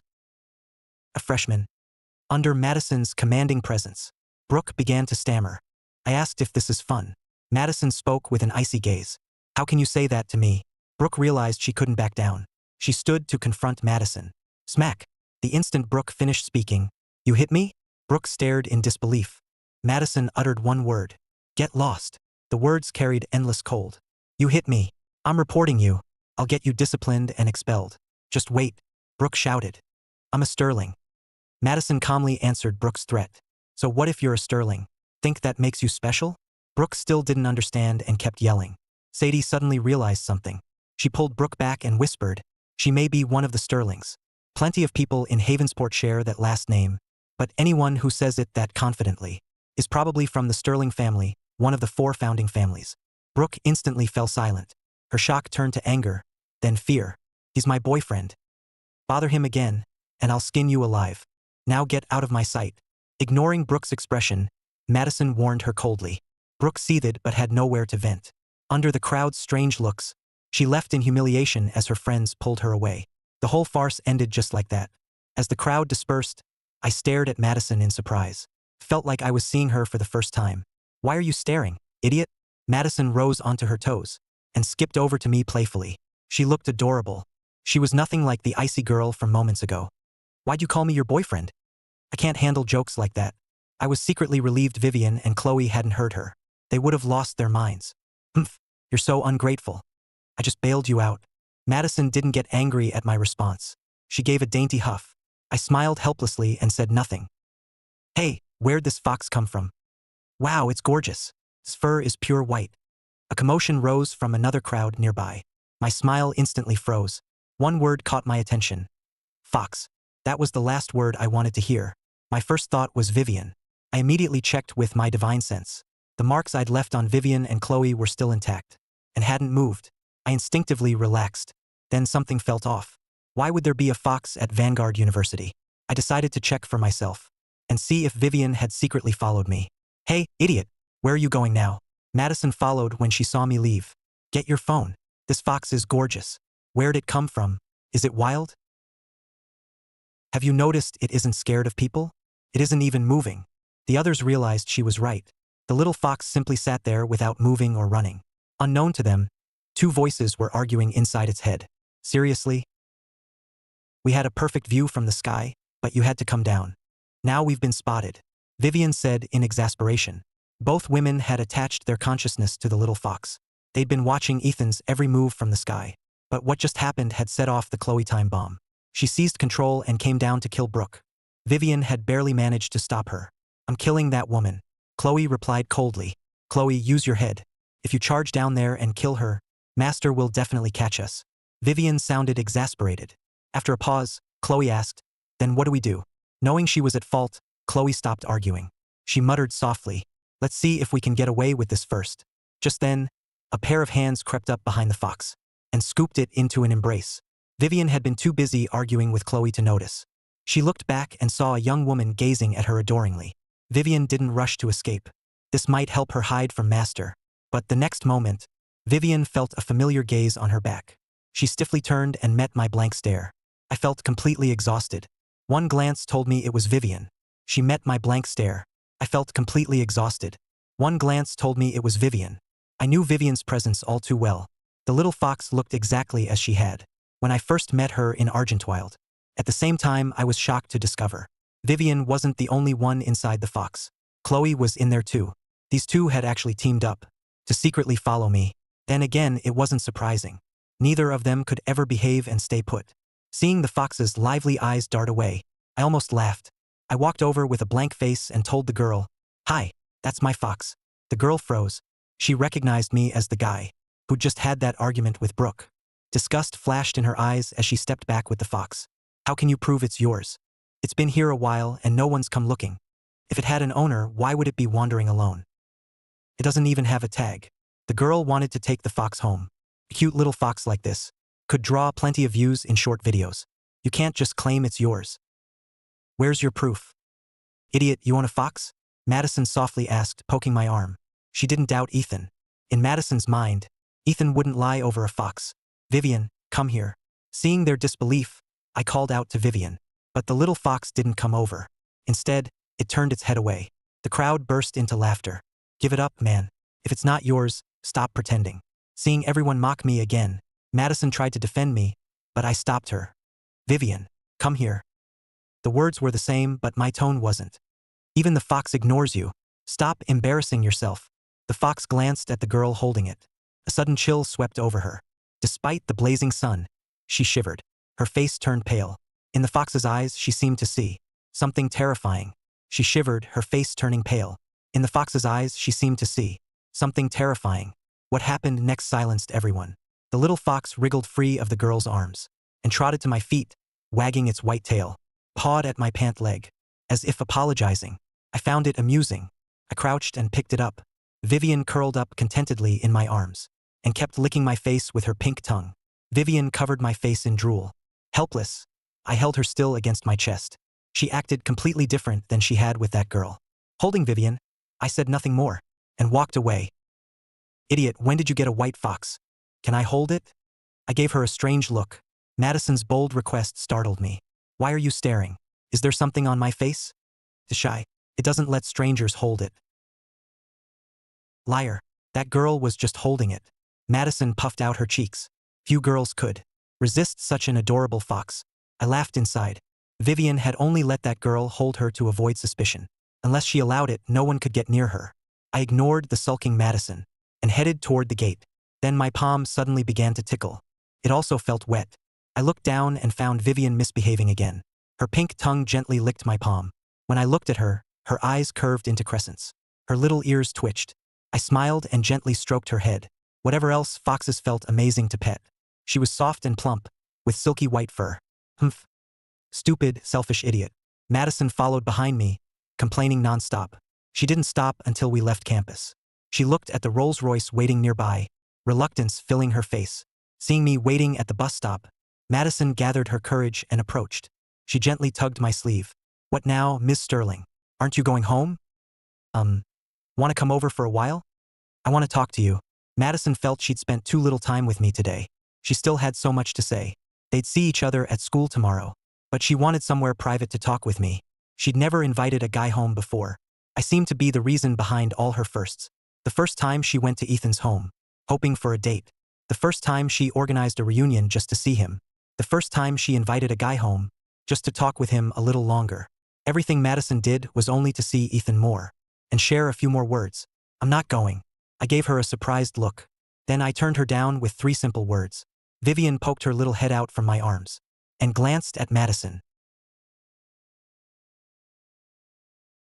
Her bright eyes shifted, clearly plotting something. Madison had expected me to say no, but hearing me say, I'm not going, still filled her with disappointment. What, afraid I'll eat you? If you've got nothing else to do, just go home. The fox in my arms held both Vivian and Chloe. I was basically holding 2 ticking time bombs. Taking them to Madison's house would make them explode. Then be careful on your way home. Reluctantly, Madison started walking toward the Rolls-Royce with its door open. Just then, a white blur shot past her and leaped onto the seat. Madison froze, then instinctively looked back at me. I was just as stunned. Hey, idiot, you won't come, but apparently she will. Madison got into the back and left a seat open beside her. I looked at my empty arms, then at Vivian in the car. A bad feeling hit me. Hey, quit staring and get in, Madison called with a smile. I had no idea what Vivian was planning, but it couldn't be good. I couldn't leave her alone. Scowling, I slowly climbed into the back. The moment I got in, I smelled a lovely hint of jasmine. It was nothing like Brooke's overpowering perfume. Vivian, Chloe, what are you 2 doing? I demanded telepathically. Master, this wasn't my idea. Chloe had wanted to kill Madison before. She wanted nothing to do with any woman and refused to let any woman near me. But Vivian had final control of the fox. A sliver of Chloe's consciousness was attached to it. She could leave at any time, but she wouldn't leave Madison alone with Master. I suddenly find this mortal rather interesting. Vivian's playful voice rang out. Vivian, enough. Relax, Master.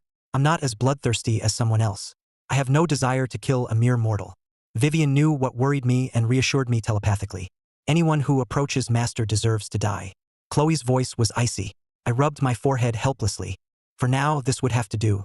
I'd deal with it when we arrived. Let's go, Mr. Caldwell. The car slowly pulled away from Vanguard University.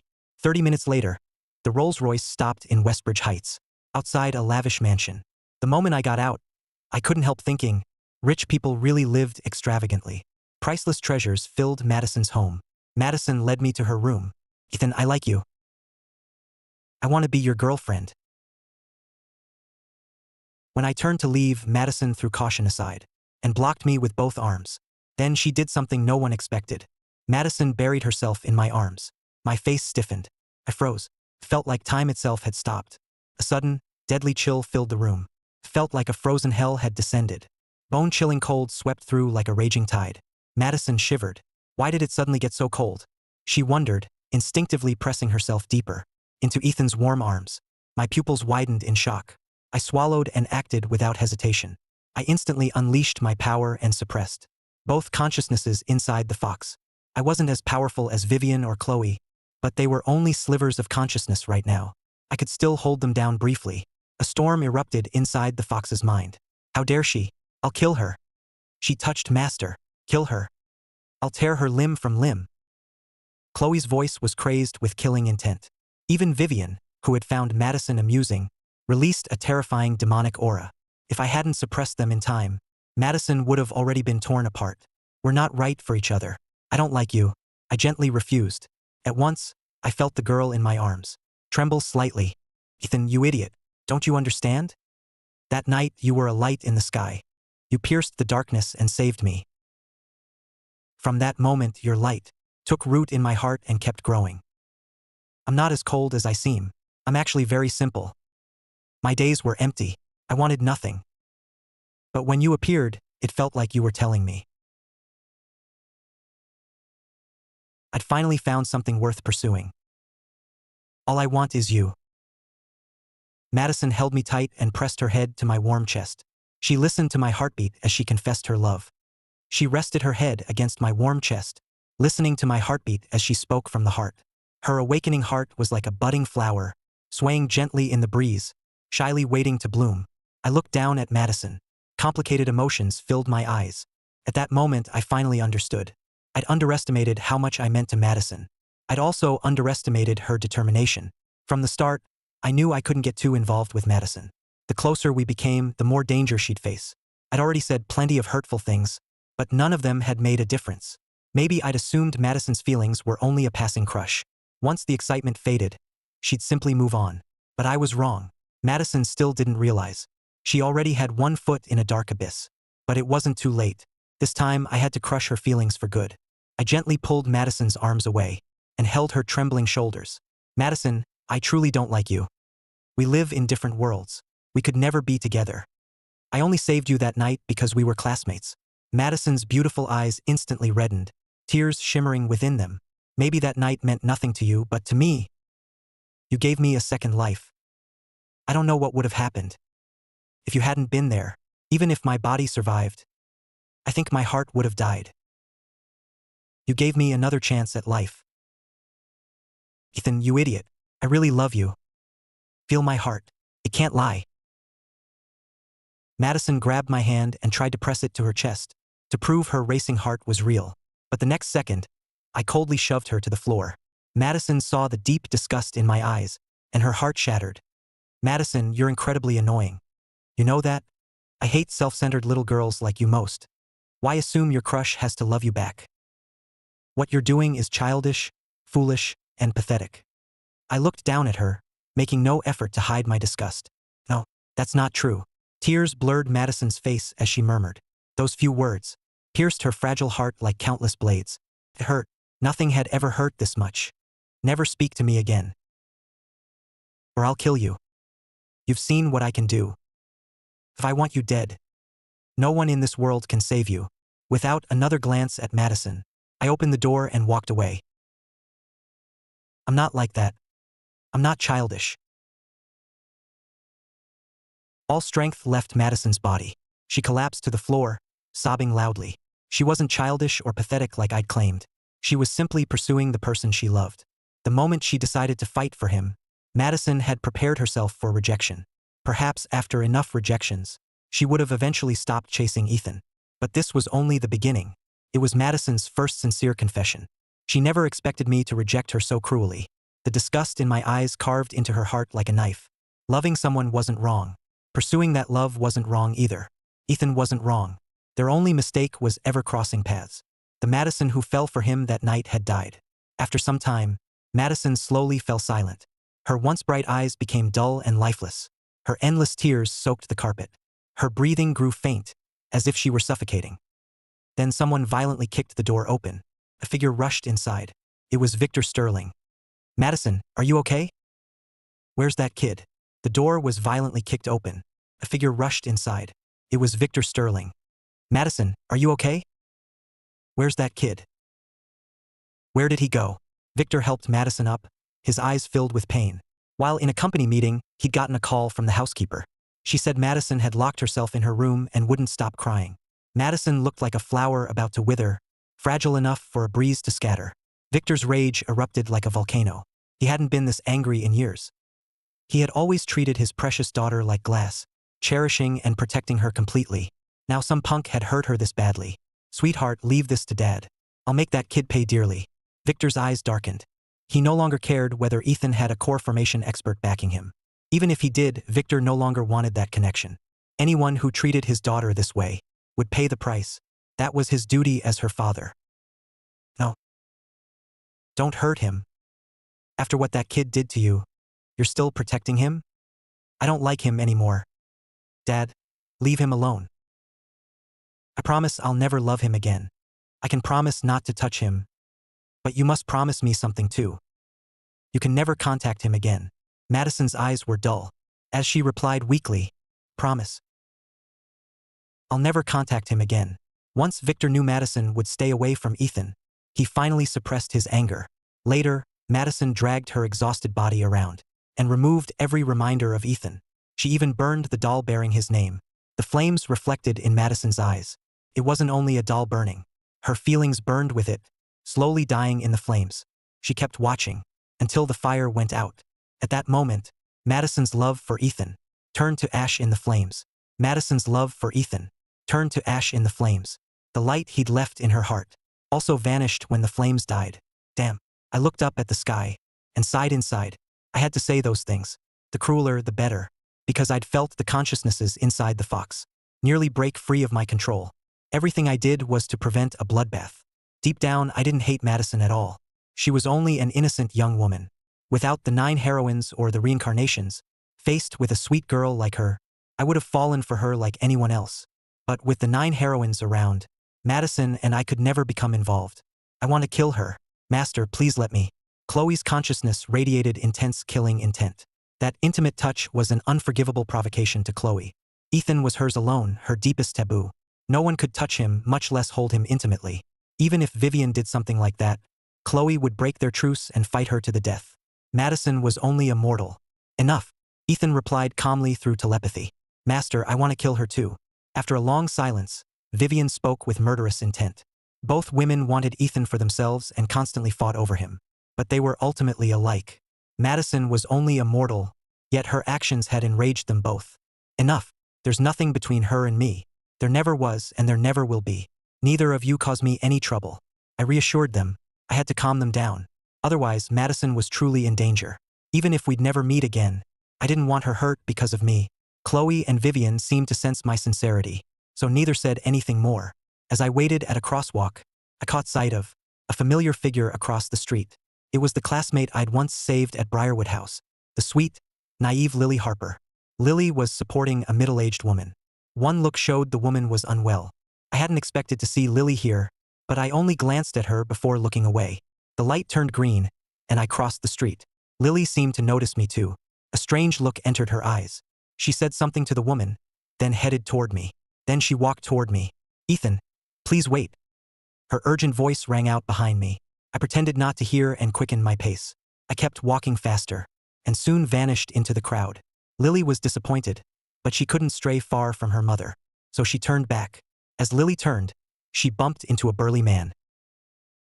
"Watch where you're going, sweetheart." I'm sorry. I didn't mean to." Travis Boone noticed Lily's pretty face, and greed flashed in his eyes. You hurt me, sweetheart. You'll have to make it up to me. Travis refused to let it go. I'm sorry. I really am. But I don't have any money. Please forgive me. Lily kept bowing and apologizing. Tell you what, sweetheart. Forget the money. Have a drink with me and we're even. Travis grinned and stepped toward her. Then he boldly reached out to grab Lily's slender arm. Lily's face instantly went pale. Like a frightened bunny, she kept backing away. No, please, just forgive me. Lily's lips trembled. But her vulnerability only made her more tempting to Travis. Ignoring her pleas, he reached for her. Passersby glanced over, but no one wanted to get involved. As his large hand closed in, Lily shut her eyes in fear. Whoosh! Something tore through the air. Ah! Travis let out a piercing scream. Lily opened her eyes and saw the muscular man, writhing and wailing on the ground. His twisted face terrified her. Lily looked around but saw nothing. More people began stopping to stare at Travis. Lily seized the chance to run back to her mother. Sweetheart, what happened? Didn't you say you saw your classmate? It's nothing. He left. Mom, let's go too. Lily calmed herself and replayed what had happened. She couldn't shake the feeling that she'd experienced this somewhere before and met someone there. She'd experienced this somewhere before and met someone there. Lily remembered asking Ethan about it once, but he'd said they'd never met. Then why did he feel so familiar? Seeing Ethan just now, followed by that strange incident, made everything seem connected to him. But no matter how hard Lily tried, she couldn't remember.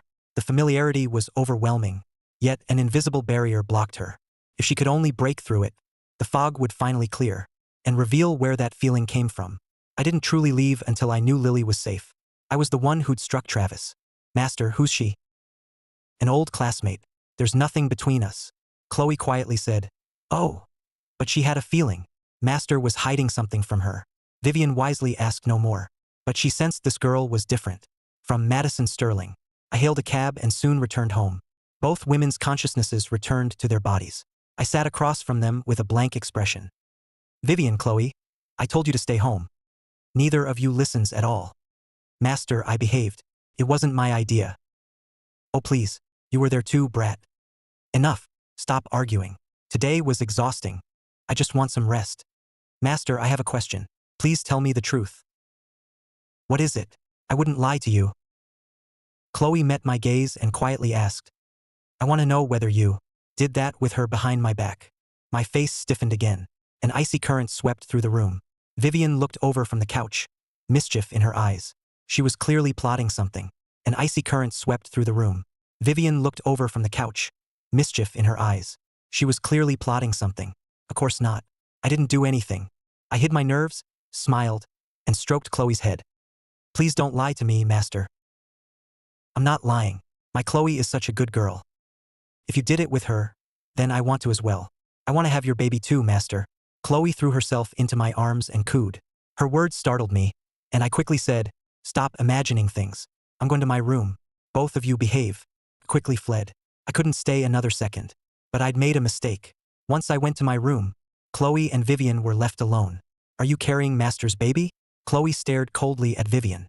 Vivian froze at the question, then collapsed into laughter. In Chloe's mind, doing that always led to a baby. What do you think? Vivian replied with a seductive gleam in her eyes.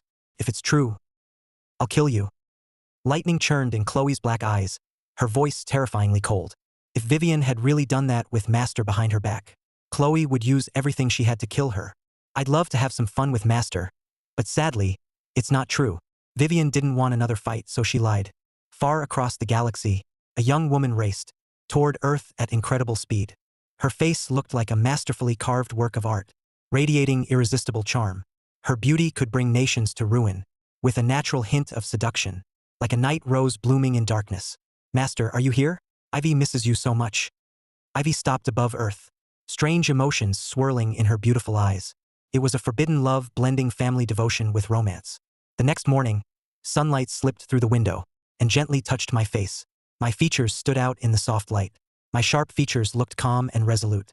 My eyes remained closed as I slept. As the room grew brighter, my lashes fluttered, and I slowly opened my eyes.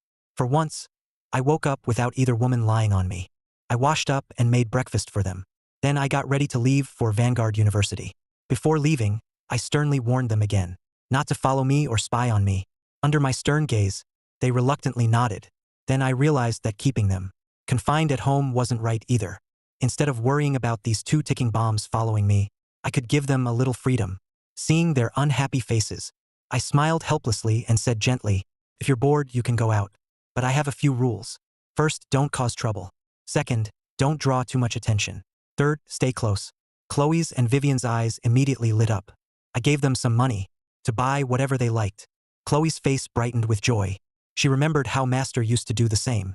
Whenever he left for school, he'd give her a few coins to buy pastries. Vivian was no different. Nostalgia filled her alluring eyes. For a moment, time seemed to rewind. To that summer evening. She'd boldly tried to help Master relax, but he scolded her and tore up the book. It was the first time Master had ever gotten angry with her. I watched one woman grin to herself, while the other was lost in thought. My gaze softened, and I smiled. Remember, you have to pay for things. After that final reminder, I left under their watchful eyes. Outside the neighborhood, I looked up. In the sunlight, the air resembled a thin veil, covering the world as golden rays streamed through it, giving it a warm, vibrant glow. Every tiny particle seemed to dance, shimmering with life. It was spiritual energy. I could clearly feel Earth's spiritual energy growing denser by the day. Even the heavenly law's hold on my nascent soul power had begun to loosen. My highest level across the 9 lives had been the ascendant realm. Earth's rapid spiritual growth should have been good news, yet I felt strangely uneasy. I brushed it off and waited for the bus. After paying, I took a window seat. I stared outside, lost in thought. Ding! My phone pulled me back to reality. I checked it and found a friend request.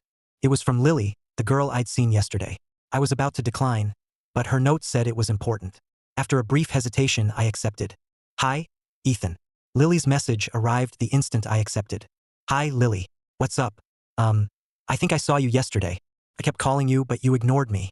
In her small room, Lily nervously gripped her phone, staring unblinkingly at the glowing screen. "Really? I must not have heard you."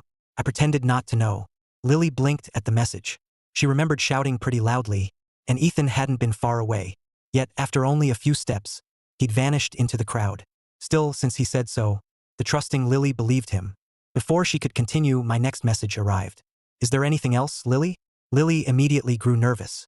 Her fingers fumbled across the screen. She typed, deleted, then typed again. On my end, the screen kept showing that she was typing. I waited patiently. A few seconds later, her message appeared. "Ethan, can you meet me tonight? Please don't misunderstand. I just need to tell you something." After sending it, Lily locked her phone and turned the volume all the way up. Felt like she'd just asked a boy on a date. But that wasn't it. Seeing me again yesterday had intensified that strange feeling. But that wasn't it. Seeing me again yesterday had intensified that strange feeling. She was certain she'd seen Ethan somewhere before, but no matter how hard she tried, she couldn't remember. An invisible barrier blocked the memory. That was why she'd sent the message. She thought meeting Ethan alone might help her remember. Ding! Her phone chimed. Lily carefully opened it and slowly peeked at Ethan's reply. She was terrified of being rejected. But when she read it, disappointment overwhelmed her. "Just tell me here. I'm busy." Her hopes shattered. "Tomorrow works too. Or the day after. I'll wait for you every day at Reed's barbecue. Please, Ethan." Lily pressed her lips together. I locked my phone and said nothing more. Lily and I lived near each other. Reed's barbecue was well known in the old quarter. I passed it whenever I went out. In my old life before the mighty dump truck God chose me, I often ate at Reed's barbecue. I rejected Lily's invitation without a second thought. Lily had already given me a strange feeling before. I'd hidden the truth from her, yet she still sensed something familiar. Whether it was coincidence or something else, I didn't know. Either way, avoiding her was best. Human nature was often like that.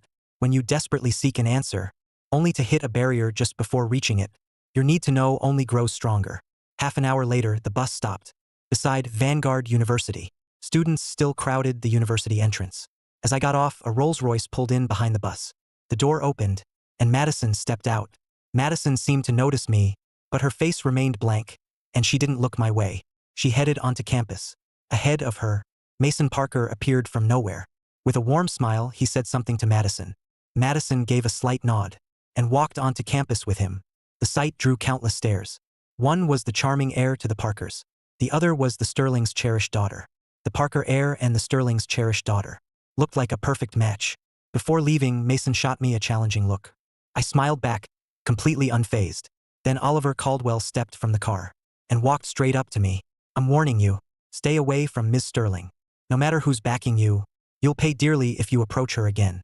Oliver warned me coldly, but I remained unfazed. Instead, I smiled with delight. Really? That's fantastic. You're wonderful people. Please keep Madison under control. Make sure she never bothers me physically or emotionally again. Oliver froze. This wasn't the reaction he'd expected. Shouldn't the kid look defiant or terrified? Why did he look so damn thrilled? Oliver felt as if the kid might kneel and thank him. Had Ms. Sterling really been harassing him? What nonsense are you talking about? How could Ms. Sterling possibly bother you? I'm only thinking of my own safety. Thanks for your help. With that, I turned and left, leaving Oliver standing there, completely baffled. Oliver's face darkened, but after thinking it over, he realized the kid might have a point. Staying away from Madison really was safer for him. Oliver was speechless. Then he called Victor Sterling. What did the kid say? Victor's commanding voice came through the phone. Oliver swallowed and hesitated, then repeated my words exactly. Victor fell silent. The next second, Oliver heard him slam the desk. Oliver's eyelid twitched as he cautiously said, "Sir, I don't think the kid was lying. Are you saying my precious daughter has been chasing after that kid?" Victor demanded. Oliver was too frightened to answer. Victor didn't press him, and hung up. In his office, Victor gave a quiet laugh. You'd better keep your word. He had already seen from Madison's expression that his precious daughter loved Ethan Hayes. Victor had assumed Ethan felt the same way. But apparently he'd been wrong. Victor no longer cared what had happened. He only knew he would never let his precious daughter cry over the same man twice. Not long after entering Vanguard University, a beautiful figure blocked my path. It was Paige Bennett. Paige gave me a strange look and studied me from head to toe.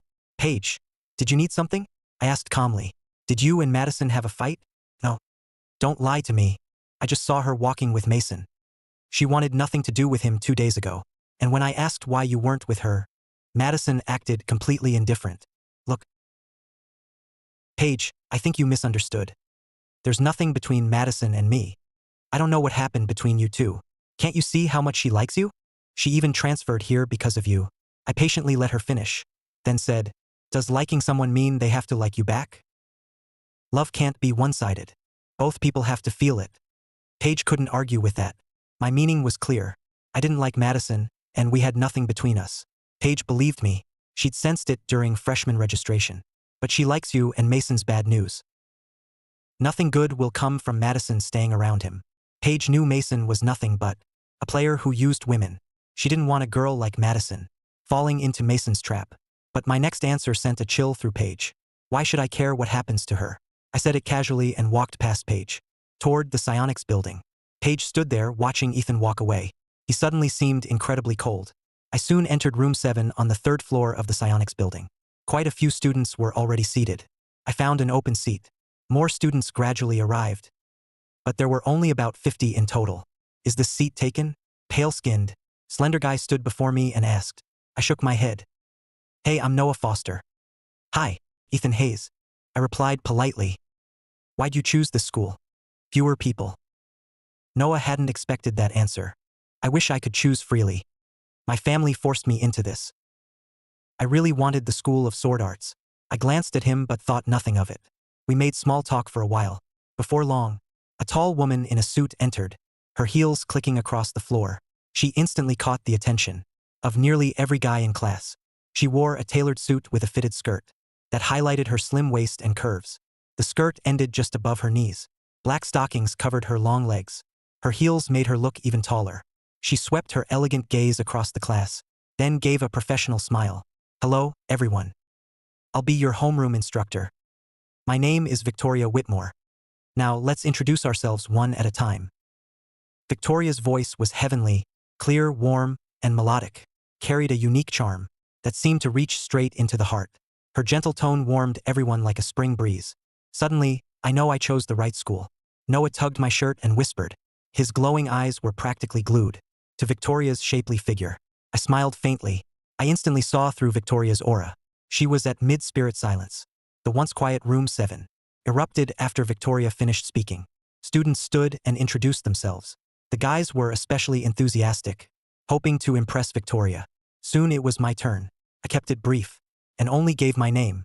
It was the opposite of everyone else's long speeches. Victoria gave me one extra glance, but nothing more. Victoria spent the rest of class explaining the origins of psionic power. Before I knew it, evening arrived. I said goodbye to Noah and took the bus home. As we passed Reed's barbecue, I found myself looking over. Lily sat quietly on a bench outside, seemingly cut off from the world. Her small, fragile figure carried a quiet loneliness. Her distant eyes seemed lost in thought, or perhaps simply fixed on the horizon. I gently opened the front door, its hinges creaking. A delicate fragrance brushed my face like a soft breeze. I looked up and saw two stunning women, like goddesses stepping from a dream. I froze, staring in shock at Vivian and Chloe. Their outfits were nothing like what they normally wore. Vivian wore an exquisite fitted silk dress. The fine fabric hugged her like a second skin, perfectly outlining her graceful curves. Its high collar was beautifully tailored, with pearl-like clasps decorating the front. It gave her an elegant, captivating air. The dress glowed like a brilliant sunset, contrasting beautifully with Vivian's snow-white hair. Delicate patterns adorned the hem, and swayed with every graceful step, like a painting brought to life. Vivian lightly pressed a slender finger to her lips. Her eyes sparkled like stars, radiating irresistible allure. Every pose showcased her mature charm, perfectly matched Vivian's seductive, playful personality. But Chloe surprised me most. Instead of her usual deadly black clothes, so different from her usual deadly black outfit, Chloe wore a black and white maid outfit. She stood there awkwardly, a faint blush coloring her face. She looked shy and embarrassed. She kept lowering her gaze, afraid to meet my eyes. Her hands fidgeted with the hem, betraying her nervousness. The outfit stripped away her usual deadly edge, and revealed her sweet, innocent side. "What are you two doing?" After a stunned pause, I laughed helplessly. "Chloe and I dressed up to welcome you home, Master." Vivian sashayed toward me, and rested one hand on my shoulder, wearing a seductive smile. "So you went out and bought clothes?" I asked, pinching Vivian's cheek. "Well, don't I look good?" Vivian blinked her bright eyes, and smiled with irresistible charm. "Master." Chloe lowered her head, clutching her skirt. She cautiously approached. One looked mature, bold, and seductive. The other was nervous, shy, and adorable. I couldn't help smiling. "You look great in that, Chloe," I said, gently patting her head. "Really, Master?" Chloe looked up, her eyes lighting up with hope and delight. The strange outfit felt awkward to Chloe. Silky stockings covered her long legs, making her uncomfortable after years in fitted black clothes. But my praise made her eyes curve into happy crescents. I walked past them and was surprised to find the table covered with food. "Did you make this?" I asked them curiously. "Would you rather eat first, Master, or savor us?" Vivian asked with a seductive smile, her voice smooth and melodic. "Eat," I answered instantly. "You're no fun, Master." Vivian gave me a wounded look, her eyes almost hypnotic. I ignored her and sat at the table. Both women joined me. During dinner, mischief flashed in Vivian's eyes. She was clearly plotting something. Before long, my face stiffened. A small foot suddenly touched my leg. I didn't need to look to know whose it was. I calmly pushed it away, but it silently returned moments later. Her toes gently teased me like a playful cat. I shuddered, finally lost patience, and looked up. Vivian's narrow eyes tilted upward, filled with indescribable allure. They seemed capable of swallowing a person's soul. I said nothing and stared at her blankly. Seeing I was angry, Vivian smiled and withdrew her foot. Her seductive face showed how much she'd enjoyed teasing me. Chloe knew nothing about what was happening under the table. She was still delighted by Master's compliment. Her smile was as radiant as a spring flower. After dinner, Vivian and Chloe spoke to me seriously. "Master, I need to leave for a while." Vivian looked at me. Her eyes held reluctance, but even more resolve. "Master, I need to leave for a while too." Chloe followed. Her voice carried sorrow and resignation. I was surprised they had to leave so soon. Then I realized why. Their last battle must have made the heavenly law suppress them even harder. I couldn't help feeling relieved. Their departure meant the pressure on me would temporarily disappear. I wouldn't have to constantly worry about these two sticks of dynamite suddenly exploding. "Wait for me to come back, Master." Vivian's playful seduction was gone. Her face looked calm, but reluctance lingered in her beautiful eyes. She seemed to have endless words she couldn't bring herself to say. "Wait for me too, Master." Chloe couldn't hide the sorrow on her face. It hung over her like a dark cloud, dimming her once bright eyes. She'd only just returned, yet now she had to leave again.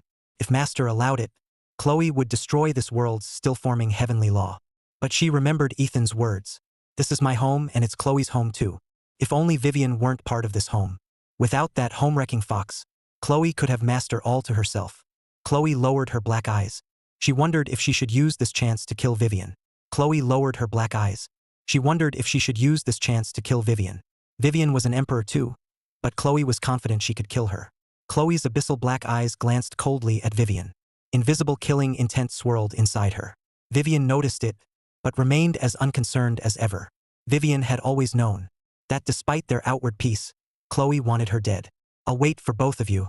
As Chloe and Vivian silently threatened each other, my soft words drew their attention back. Don't fight after you leave. This home will always welcome you. I reassured them. My voice was gentle yet firm, giving them strength. They might leave for a while, giving me a brief chance to relax, but they'd return. I was the bond holding them here, a fate that couldn't be severed.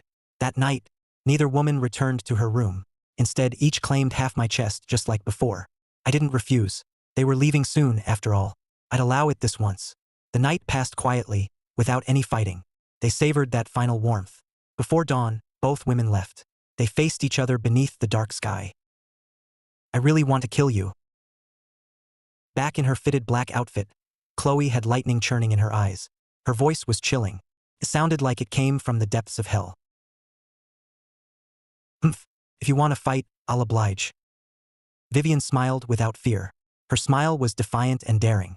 Chloe hesitated, but ultimately didn't attack. My words held her heart like chains. If we're not fighting, I'll be going. Vivian gave her a smug, seductive smile. You mentioned another way before. Tell me now. Chloe suppressed her killing intent and asked. Urgency and desire filled her eyes. I'll tell you when more of us arrive. A mysterious smile curled across Vivian's lips. It was impossible to read. What do you mean? Chloe frowned, confused by Vivian's words. Questions filled her mind. You may understand when you return. It'll be fun. Vivian left it vague and offered no explanation. Her fragrant presence vanished from the sky, leaving Chloe baffled.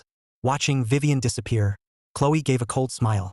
She slipped into the clouds and vanished. Vivian didn't return to the Moonshadow Range. Instead, she raced in another direction. Before long, a young woman appeared in the distance. Vivian might not be as powerful as Chloe, but her senses far surpassed Chloe's.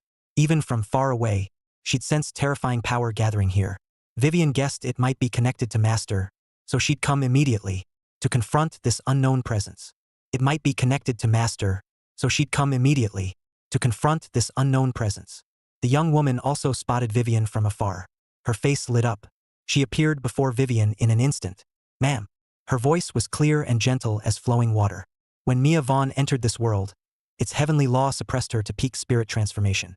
She'd expected Ethan's world to be full of powerful cultivators. Instead, she found mostly ordinary people. The few cultivators she encountered were weak. But this world was incredibly prosperous, far beyond the war-torn land she'd shared with Ethan.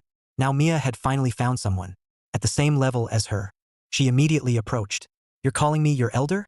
Vivian smiled and studied Mia curiously. Mia was graceful, like a black rose blooming at night. Her fitted black dress seemed to blend into the darkness. The dress hugged her body, outlining her slender waist and long legs. A long saber hung at her waist. Though still sheathed, Vivian could sense its terrifying power. She's a lot like that brat Chloe. Vivian immediately began comparing Chloe to the young woman before her. Shouldn't I call you ma'am? Mia looked up and asked. Ethan had taught her to be polite, especially since she'd just arrived in this world. Ha ha ha. Seeing Mia's innocent face, Vivian covered her mouth and laughed. Mia looked confused. She had no idea what the goddess-like woman found so funny. What's your name? Ma'am, I'm Mia Vaughn. Mia seemed even more naive than Chloe. Vivian's mischievous side came alive again.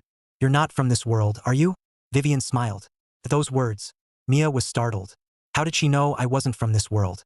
You're right, ma'am. I only just arrived. Mia admitted it without hesitation. Let me guess. You came here looking for someone. Vivian kept teasing Mia with an amused look. This time, Mia couldn't hide her shock. She stared at the alluring woman in disbelief. And that person means more to you than anyone. You're incredible, ma'am. Vivian's guesses had left Mia stunned. She was speechless, but quickly collected herself. Please tell me where he is. Then call me Big Sis. Vivian fought back a laugh as she teased Mia. Mia gave her a strange look, unsure what she was into. The words felt awkward, but Mia wanted to find Ethan quickly. So she respectfully said, Big Sis. Vivian looked delighted to hear it. She boldly reached out to pat Mia's head. Vivian looked delighted to hear it. She boldly reached out to pat Mia's head. But Mia dodged, her expression darkening. Her hand instinctively moved to her saber. Only Ethan could touch her head. Anyone else who tried would die. So your head is off limits. Vivian understood from Mia's reaction. Can you tell me where he is now? Mia asked softly, keeping her hand on the hilt. If this woman kept playing games with her, Mia wouldn't hesitate to draw Whispering Rain. The person you want is that way. Vivian decided she'd teased Mia enough. She casually pointed away from Ethan. Thank you, ma'am. Mia took her hand off Whispering Rain and bowed respectfully. We'll meet again, Vivian said with a faint smile. Mia didn't understand what she meant, but powerful elders always seemed to act mysterious. So she didn't dwell on it. Finding the Ethan she'd missed for so long came first. She became a streak of light and flew where Vivian had pointed. You're even more naive than Chloe. Now I can't wait to see you again. I wonder what it'll be like. Vivian watched Mia disappear into the distance. By the time I woke up, both women were gone. Even the air felt fresher. Without them around, my mood improved. After breakfast, I took the bus to Vanguard University. 7 days passed in a flash. During those 7 days, every night on my way home, I'd see Lily, waiting alone at Reed's barbecue. I quietly asked around. Lily attended a very ordinary college in Havensport, one that wasn't even nationally ranked. Her classes ended much earlier than mine. Every day, she'd wait there for half an hour before leaving. She hadn't sent me another message. Just as she'd promised, I saw her there every day. It was already 9 at night. The barbecue stand was at its busiest. Lily sat quietly in a corner, out of place amid the lively laughter around her. Lily, why keep waiting here every day? Thanks, Mr. Reed, but I'm not hungry. Eat, it'll only go to waste. Then head home. Don't worry your mother. With that, Samuel returned to work. Lily had waited there for days. Samuel's wrinkled face filled with sympathy. Once back in his prime, he'd also waited with hope in his heart. In the end, it had all been for nothing. Lily felt bitter inside. She only wanted the truth. But Ethan kept refusing to see her. His strange avoidance only convinced Lily that her sense of familiarity was tied to Ethan. Sometimes, Lily even slipped into a strange trance. She'd once nestled in a warm embrace. She looked up, trying to see the person's face, but it was always blurred. No matter how hard she tried, she couldn't see through the haze. Just then, Lily sensed something. She looked up and saw a familiar figure walking away. Lily jumped up and hurried after him. Ethan, please wait. I really need to talk to you. This time, Lily shouted loudly. People at the barbecue stand turned to look. The familiar figure vanished from sight again. Tears welled in Lily's eyes, but she kept running. At last, she saw him stop around a corner. Lily brightened and started toward him. Then a motion sensor streetlight came on. Lily saw someone standing in front of him, gently pulling him into a hug. Ethan, I missed you so much. Mia gazed tenderly at the young man. Ethan, I searched everywhere for you. Mia's beautiful eyes brimmed with desire. Her soft voice trembled. Mia had crossed countless galaxies just to find Ethan. As if guided by fate, she'd finally found the man she longed for in this world. Time seemed to stop. Deep emotion filled her gaze. She had endless things she wanted to say. Her trembling voice made her sound heartbreakingly vulnerable. But in the end, she said it all by throwing herself into Ethan's arms. She savored the tenderness she'd fought so hard to regain. Ethan froze, feeling the girl tremble in his arms. He finally understood where his unease had come from. Lily watched the couple embrace beneath the streetlight. For some reason, her heart ached. She watched until they disappeared beneath the amber lights. Only then did Lily leave in a daze. Maybe she'd mistaken him. She'd only seen his back. Lily tried to convince herself. Meanwhile, Ethan had just brought Mia home. She eagerly burrowed into his arms again. You're all grown up. Do you still need me to hold you? Get down first. Ethan helplessly looked at Mia, who clung to him like an octopus. She refused to let go. Mia shook her head rapidly and whined. No matter how old I get, I'll always be your little girl. I always want you to hold me. After being apart from Ethan for so long, now that she'd found him again, Mia only wanted to savor his embrace. Looking at Mia in his arms, Ethan's thoughts returned to the dark days of his third life. For both Ethan and Mia, that life had been brutal and bleak. They had only each other and survived side by side. Unlike his first life, the system provided nothing. They never had enough food or warm clothes, nor was it like his second life, when he'd had a good family and a caring master. Ethan's third life was miserable from the start. He'd crawled out from a pile of corpses. Mia was a refugee who had fled from far away. The year they met, Ethan was 11 and Mia was only 7. Together, they weren't even 20. Yet they somehow survived that brutal age of war. Whenever Ethan remembered those days, Deep tenderness filled his eyes. He hadn't cared what happened to himself. Even dying wouldn't have mattered. He wasn't from that world anyway. But Mia was different. Everything she'd endured was only to find shelter in that war-torn world and eat one full meal. Ethan, I missed you so much. I was so scared I'd never find you again. Silly girl, why did you have to find me? Didn't we already struggle to survive that dark age of war? It's not the same. What's different? You weren't there anymore. Tears filled Mia's beautiful eyes. Ethan's heart clenched, and he fell silent. Without Ethan, what reason did Mia have to keep living? To Mia, Ethan was the most important person in her life. He was her reason to live, and the light that led her out of darkness. Without him, Mia would have starved to death that year. Without Ethan, the Mia of today wouldn't exist. From now on, I'll protect you. No one will ever hurt us again. Please don't leave me again, Ethan. Mia stared deeply into Ethan's eyes. Seeing the hope in her eyes, Ethan answered gently, "Okay." Mia snuggled deeper into his arms. She settled comfortably against him and pressed her head to his chest, listening to his steady heartbeat. Her beautiful face showed how greedily she savored Ethan's scent. But as she breathed it in, Mia frowned. "What's wrong?" Noticing Mia's reaction, Ethan asked, "You smell like another woman." Mia looked up, her voice suddenly subdued. "Do I?" Ethan's heart jumped, but his expression remained calm. Why was every heroine so sensitive? "You don't?" Mia's nose twitched. She sniffed Ethan more carefully. This time, she clearly caught another woman's scent. Mia's face instantly darkened. The thought that while she'd been gone, another woman had approached Ethan sent a violent aura surging from her. From the saber at her waist, inky strands of demonic energy began to seep out and coil through the air. Ethan could no longer stay calm and quickly asked, "Mia, don't you trust me anymore?" As Ethan remembered, Mia ranked among the 3 strongest of the 9. She was every bit as terrifying as Chloe, especially with whispering rain at her waist. The peerless demonic saber had been forged from all of Dread Hollow. Once drawn, the gates of hell manifested behind her. Its demonic energy could consume the entire sky in an instant. All life would be devastated.